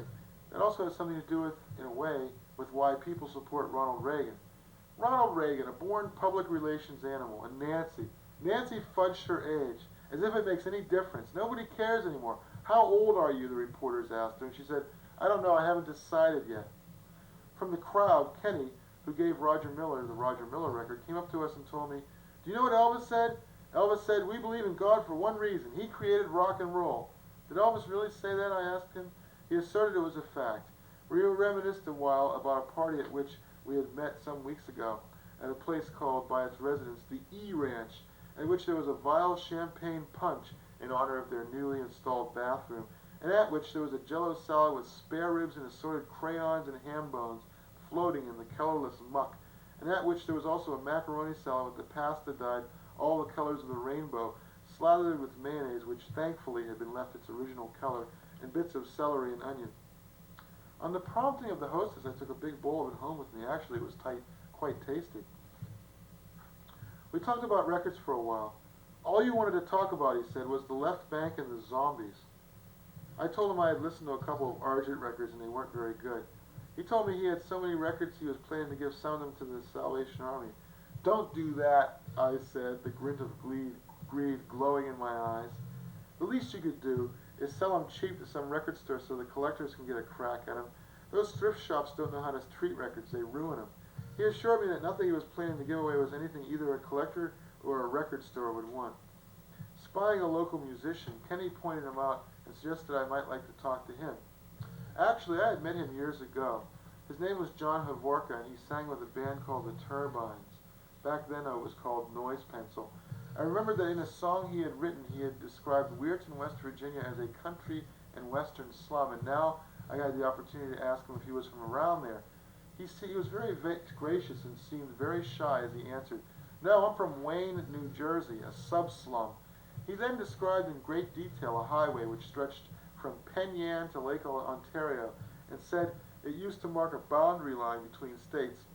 In answer to the question, he said, somebody who's in something industrial who starts a rock and roll band, they have to break up with their family situation and leave their home. This is just enough to make it great. It wouldn't be religious, just weird. After that, we talked music for a bit. I told him I had just heard a newly released live Zombies broadcast tape with a cover of the Supremes, When the Love Light Starts Shining Through His Eyes. He told me he had heard it once in 1973 on some college radio station in Ohio. We also discussed Akron and Cleveland bands of the late 70s, notably Perubu, and John admitted to liking them very much. We could have talked for hours, but some of his friends came by and swooped him away. I resumed my quest.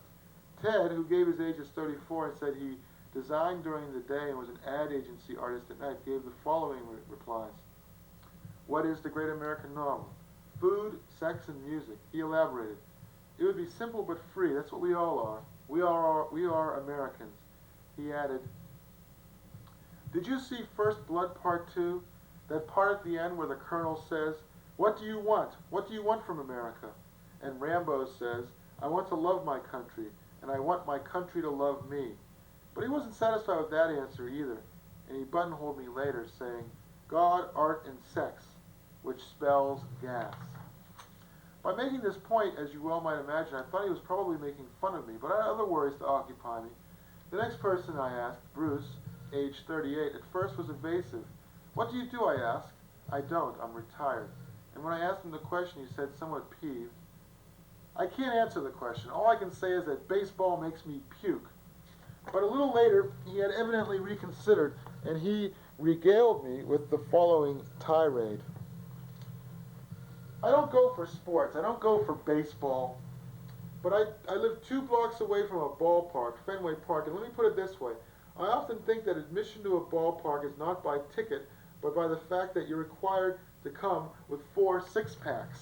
And when the game is over, the lovers of the all-American sport walk back to their cars, which they park in front of my house, and they smash the empties on the doorstep and on the street for us to drive over. And on several occasions, I've stood at the window and watched them turn and piss on the sidewalk. And I'd just like to say that if this is the all-American sport, then I don't want any part of it. And let me tell you something else. Every time there's a game, 58 diesel buses with their motors running are parked right outside, and when the game is in progress, it's almost impossible to breathe. So we hear from a baseball fanatic here. After a while, it was becoming somewhat difficult for me to breathe, so I thanked my respondent and went on my way. It was going great. It was growing late, close to 7 p.m., and the manager of the store 54 Gallery, Wayne Podwarney, aged 30, was hustling people out the door so he could close up and relax. But before I left, I asked him the question, and he replied, the great American novel, for me or for America? That's the question. For the mass American public or for an individual? Because it would be different if it was for me. I gave him to understand that I would be more interested in what the great American novel meant to him. That's a good question. I think it would have to do with happiness. People want happiness, success. I think that's it. The phone rings and there's no phone bills.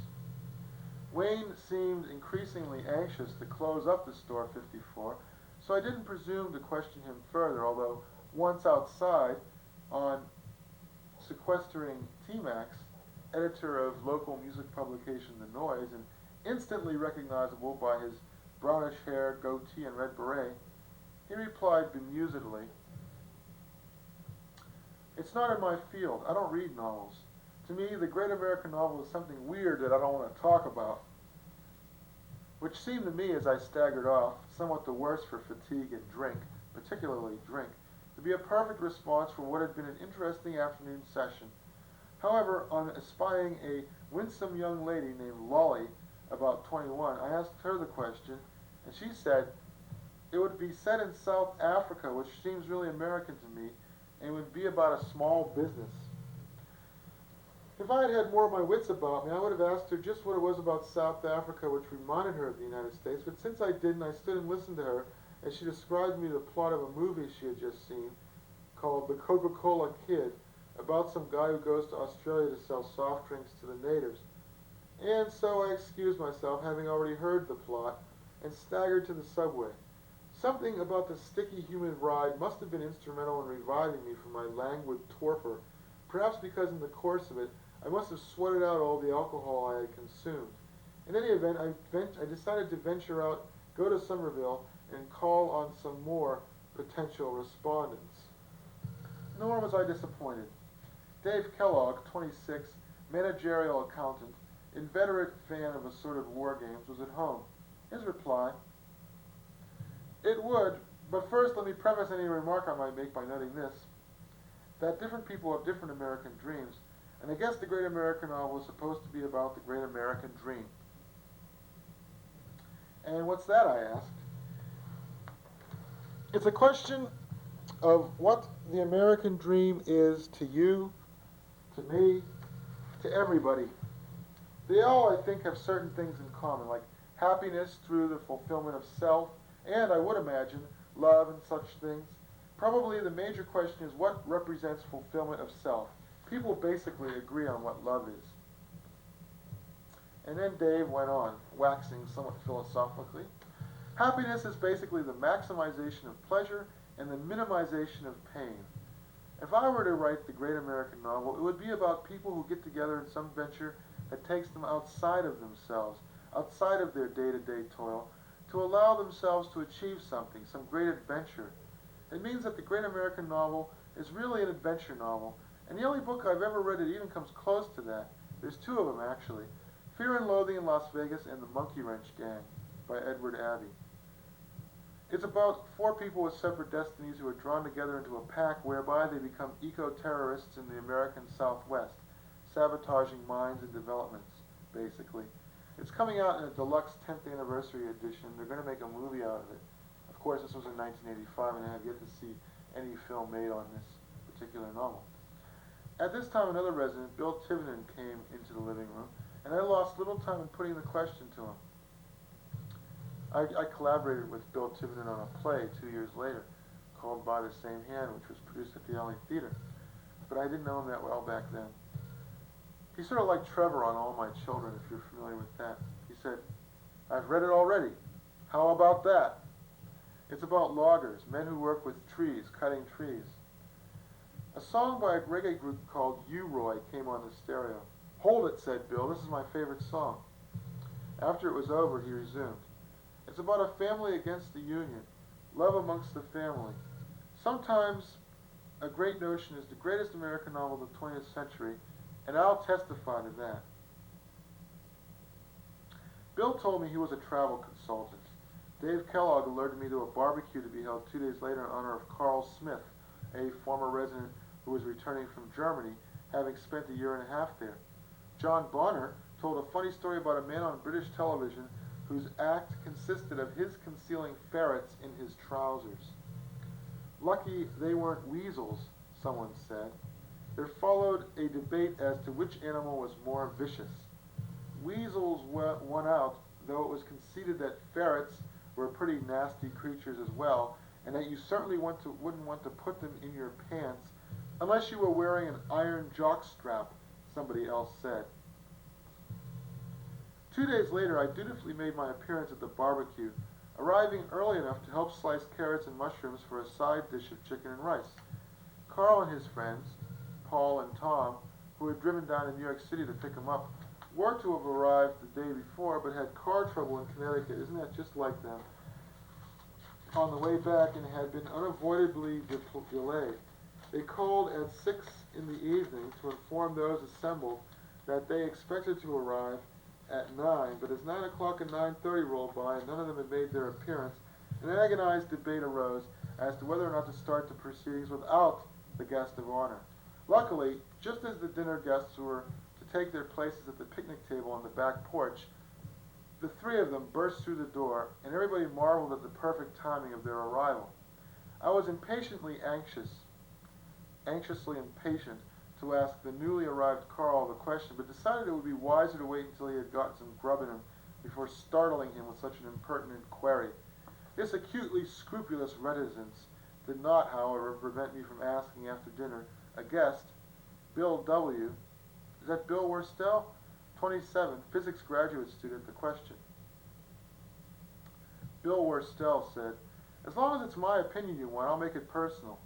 I think it should be science fiction, using real science. A trip which would describe where we're going a century from now, showing realistic and interesting changes. It would be an American dream of a world like Superman would do. Optical computers make robots save the world. There would be these guys on a ship who would go through a deception. They wouldn't realize they were being raised by robots and being generated into a form of people who created robots. Paul Titcomb, 27, a technician, said, "A road trip across the country in a broken-down 75 Volkswagen Dasher, sort of a robin's egg blue." Meg Herbig contributed, unsolicited, the interesting information that she had once heard a song, the chorus of which went, "Penguin at the Waldorf, sitting in a big plush chair." "What on earth," I said, exasperated, "is a big plush chair?" "That's what I always wanted to know," she replied. "Are you sure it's not a big plush chair?" "That's not the way he said it," she mildly replied. I saw that I would get nowhere with this line of argument and turned my attention to Carl. Carl spoke at length regarding a toy soldier he had bought in Germany with a parachute attached, which, owing to a overcomplicated propulsion mechanism and unclear directions in German, translated into an even more confusing English, would not, when the attached balloon was inflated, fly, and therefore, in consequence, was not very much fun, in spite of the German exhortation, "Viel Spaß beim Fliegen mit dem Jet-Astronauten." Have a lot of fun with your jet astronaut. The instructions included, during the first air supply by breathing, pull balloon with your left hand because in the astronaut's interior space is to be placed the balloon inflation sleeve only, but not the lower part of the ball. Carl responded in response to the query, "What is the great American novel?"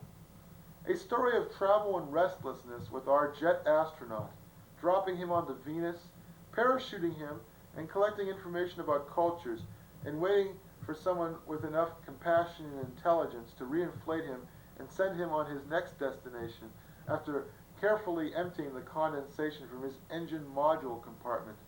But that's a personal vision also." He added, "If you subscribe to the American dream, it's Colonel Sanders, Gene Kirkpatrick, and the Wall Street Journal." The following evening, partly to visit with the newly arrived Carl and partly, admittedly, to gather opinions, I revisited Somerville and came across Grace, who was Dave Kellogg's girlfriend, aged 30, who also worked at a travel agency. As the apartment's malfunctioning smoke alarm chirped with a disconcerting twing, Grace replied, "It would have to be about a woman since the majority of Americans are women. It would have to be about this 36-year-old wife whose 15-year-old son died 2 years ago, and she's finally coming to terms with it." Dave was flabbergasted. "You got it all plotted out, don't you?" "Uh-huh," said she. We were to meet Carl and company at a bar down the street. When we arrived, Deb, a friend of Meg's, said, "My first response is that the great American novel would be about, I think that what I'm going to tell you about is the kind of novel I'd like to read, intergenerational trends within a family, such as the types of attitudes, thoughts, and feelings a mother passes down to daughter, or that, even further than that, from great-grandmother to mother to daughter, and I would want to see a couple of other things. 1. More day-to-day realism than I've encountered in any of the novels I've read recently. It has been done, but it hasn't been done very well. 2. Attention to a kind of deeper feeling, kind of more unconscious trends, more of a psychological approach." The following day I got a phone call from my former girlfriend, and when I asked her the question, she said in her sensible way in response, "Probably life and death." And then, for several days, I abandoned my quest, though when I picked it up again, it was to be with a vengeance. One Saturday evening, after attending a concert featuring bands called The Hopelessly Obscure, the Beachmasters, and a third band from Los Angeles of that ilk, I decided to attend a party on Beacon Hill to which Billy Ruane had been invited. The fact that it was after 2 in the morning didn't stop me. The fact that there were 4 couples present made me the odd man out, but that didn't bother me much either. and I was gratified by the healthy vigor of the replies. In short, a satisfactory evening. The first person I asked was one Kate Hughes, DJ/librarian, aged 22. There have already been a few. Thomas Pynchon's The Crying of Lot 49, about alienation being the only form of connectedness you can have, is one.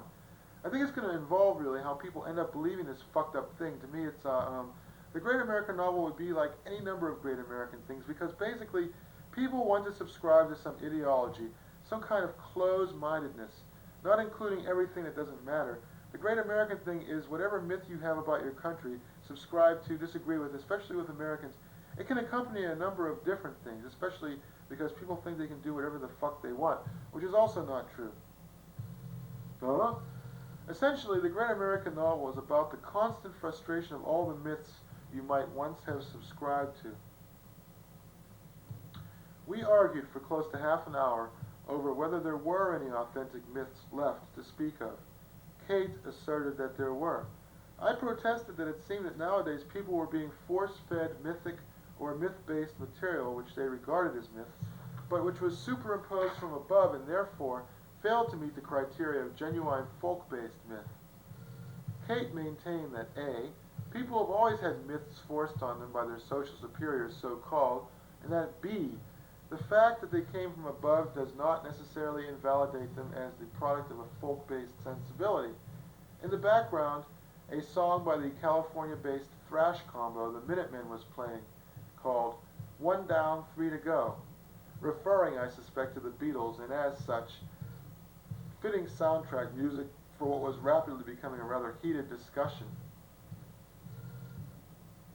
Corey Luke Brennan, 25, self-described perpetual student and baton twirler, had exited the room earlier when I had initially posed my impudent query, presumably to have time to think. On his return, he deluged me with the following. It has to be about a presidential election, one of two. 1828, John Quincy Adams versus Andrew Jackson. Or 1952, Ike and Adlai. Because in America, the way I see it, there's a constant struggle between progressivism and regressionism, between intellectualism and anti-intellectualism, between cosmopolitanism and hokey down-homeism. In the background, the following conversation about the music on the tape deck. Who's this? Satan. Cool. Corey went on. If and when I have children, I'm going to make sure they're all born in a fucking log cabin. The last president, to my knowledge, born in a log cabin was William Henry Harrison. And incidentally, I'm going to make sure, if inaugurated, that they don't die of pneumonia. Getting back to the main topic of discussion, Corey Luke Brennan said, it has to be about 500 pages. Has to have a fair measure of thinly veiled pornographic material, or else nobody will buy it. And it has to sell fairly well at the time, or else it will have to be filed under the bargain bin rather than the coffee table, which it so richly deserves. I reminded him that Moby Dick was first published in England and sold very few copies in the United States.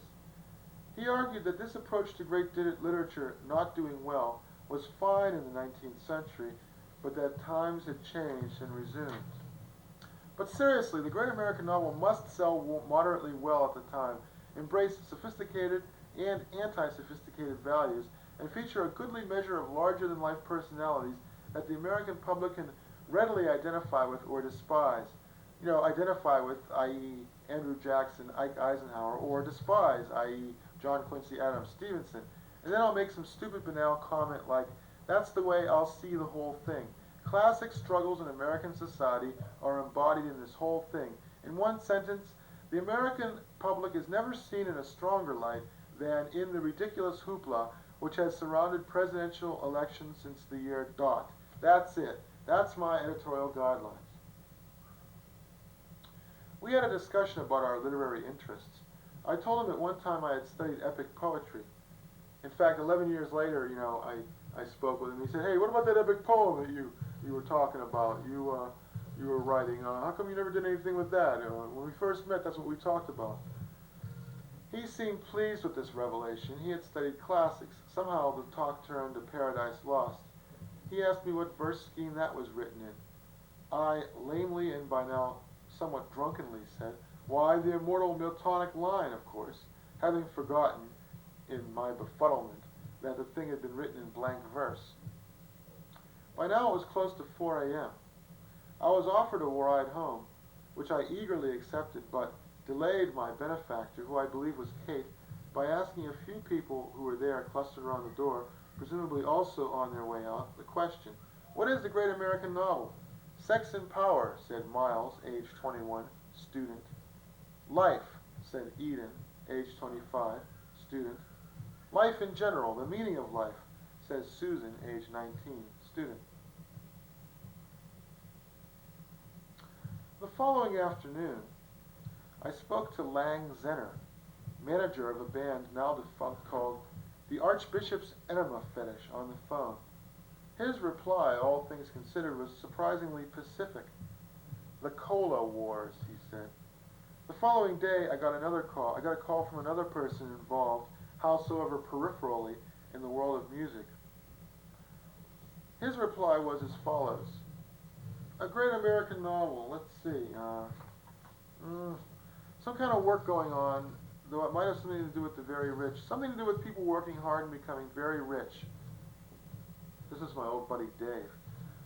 It was not very long afterwards, at the apartment in the shabbier part of the city, that I was introduced to Sarge, a pseudonym, 27, a journalist and actor who lived in Rome, and who asked me to pull a tie tighter around his arm while he gave himself an injection of heroin, which he did.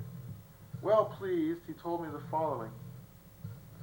"I think it still has a great deal to do with the Fabrizio del Dango in the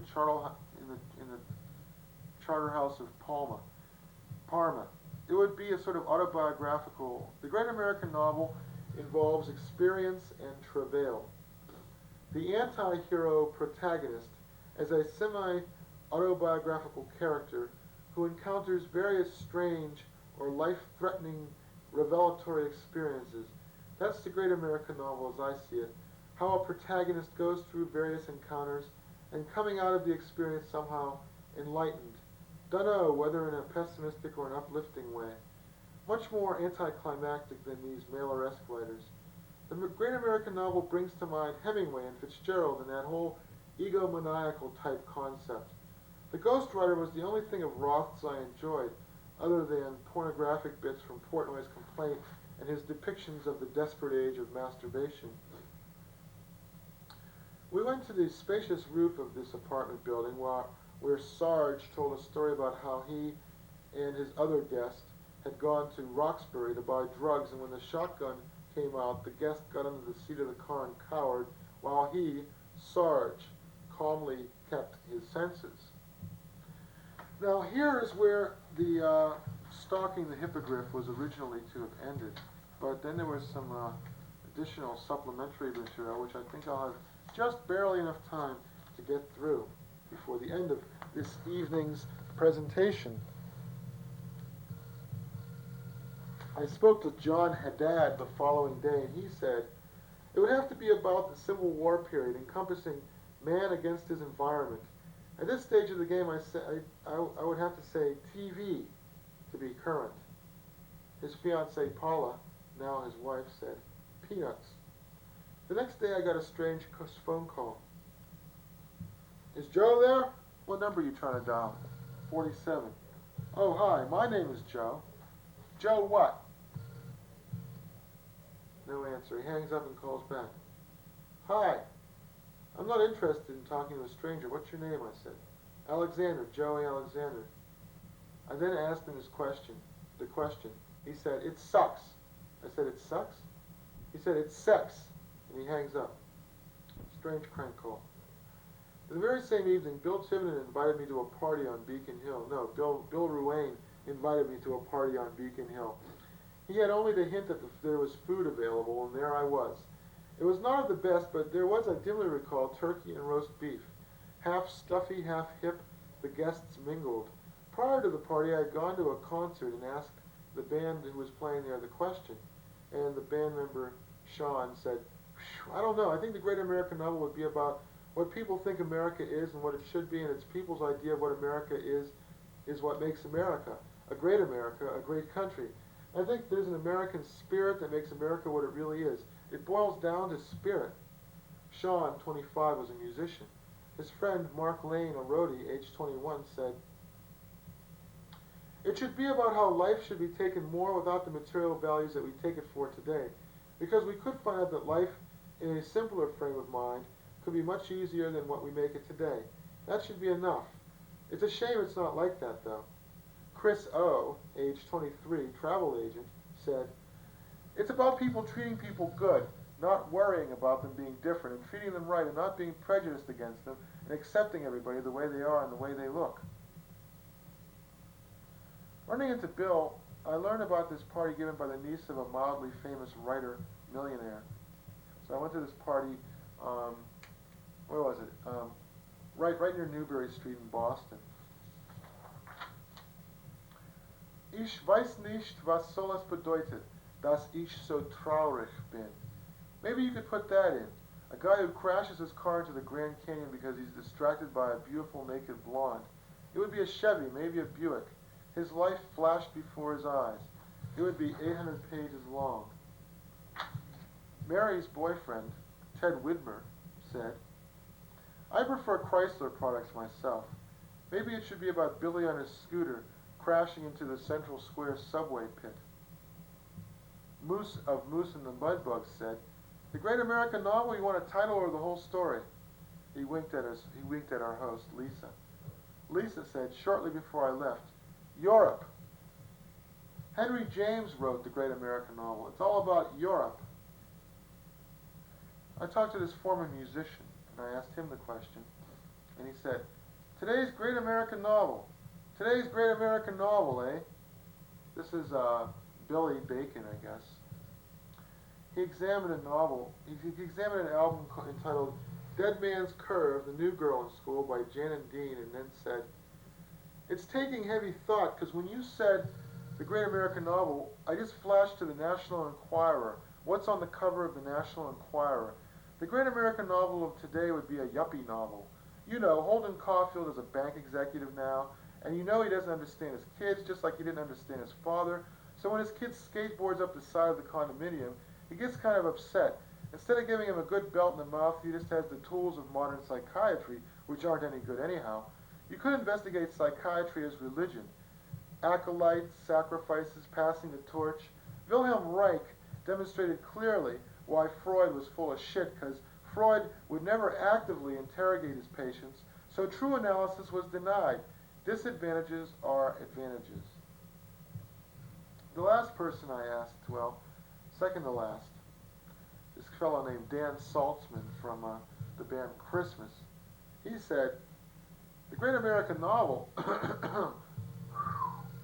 that's important to answer because there's like so many answers. It would be about, one, the impact of the Civil War, no, the impact of LSD, and two, the Civil War. Well, finally, the final person I asked this question, actually there were two more, but those are in my written notes, which I don't have. I never did finish this piece. I was working at the Bank of Boston at the time as a temporary.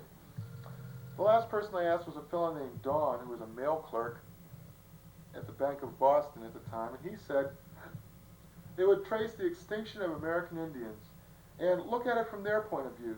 That would be the theme of it. Ever see Little Big Man? It really lets you know what happened to them. The end result was they were being exterminated just because they were Indians. You ever hear of Len Dayton at all? He wrote Goodbye Mickey Mouse about American flyers. And there's another theme. Not exactly the ending I would have liked, but there you have it. So I wrote 69 different responses. I was hoping to get a relatively large sample, being formerly a surveyor and pollster. I know that you need a sample of at least 2,000 in order to have a representative sample.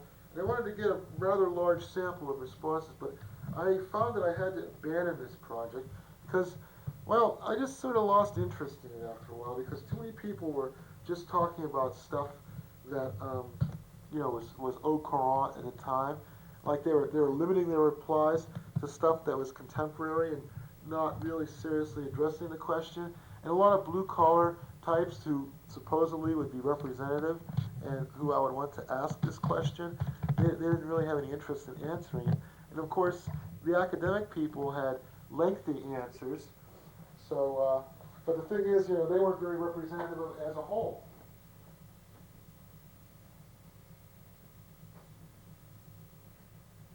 So anyway, I'm the wrong hero. This has been Cafe Cabaret, and this has been my presentation of the Lousy American Novel. This is the last such presentation we'll be broadcasting this year. But tune in on January 7th, I believe it is, on a Tuesday, where we will be running The Wrong Hero exclusively on Cafe Cabaret. I shouldn't say that because The Wrong Hero also appears on Noise Party, but the Cafe Cabaret is basically where you'll see the 2-hour Wrong Hero programs. Uncut, unedited, incomprehensible, but totally comprehensive. So, in any event, almost for now.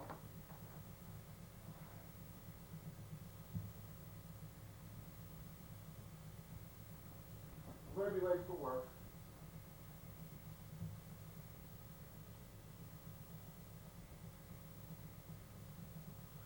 There's nothing I can do about it now. It's 12:55. I have to be at work at 1. Of course, it's only a 5-minute drive if I were dressed already. I should have gotten dressed while I was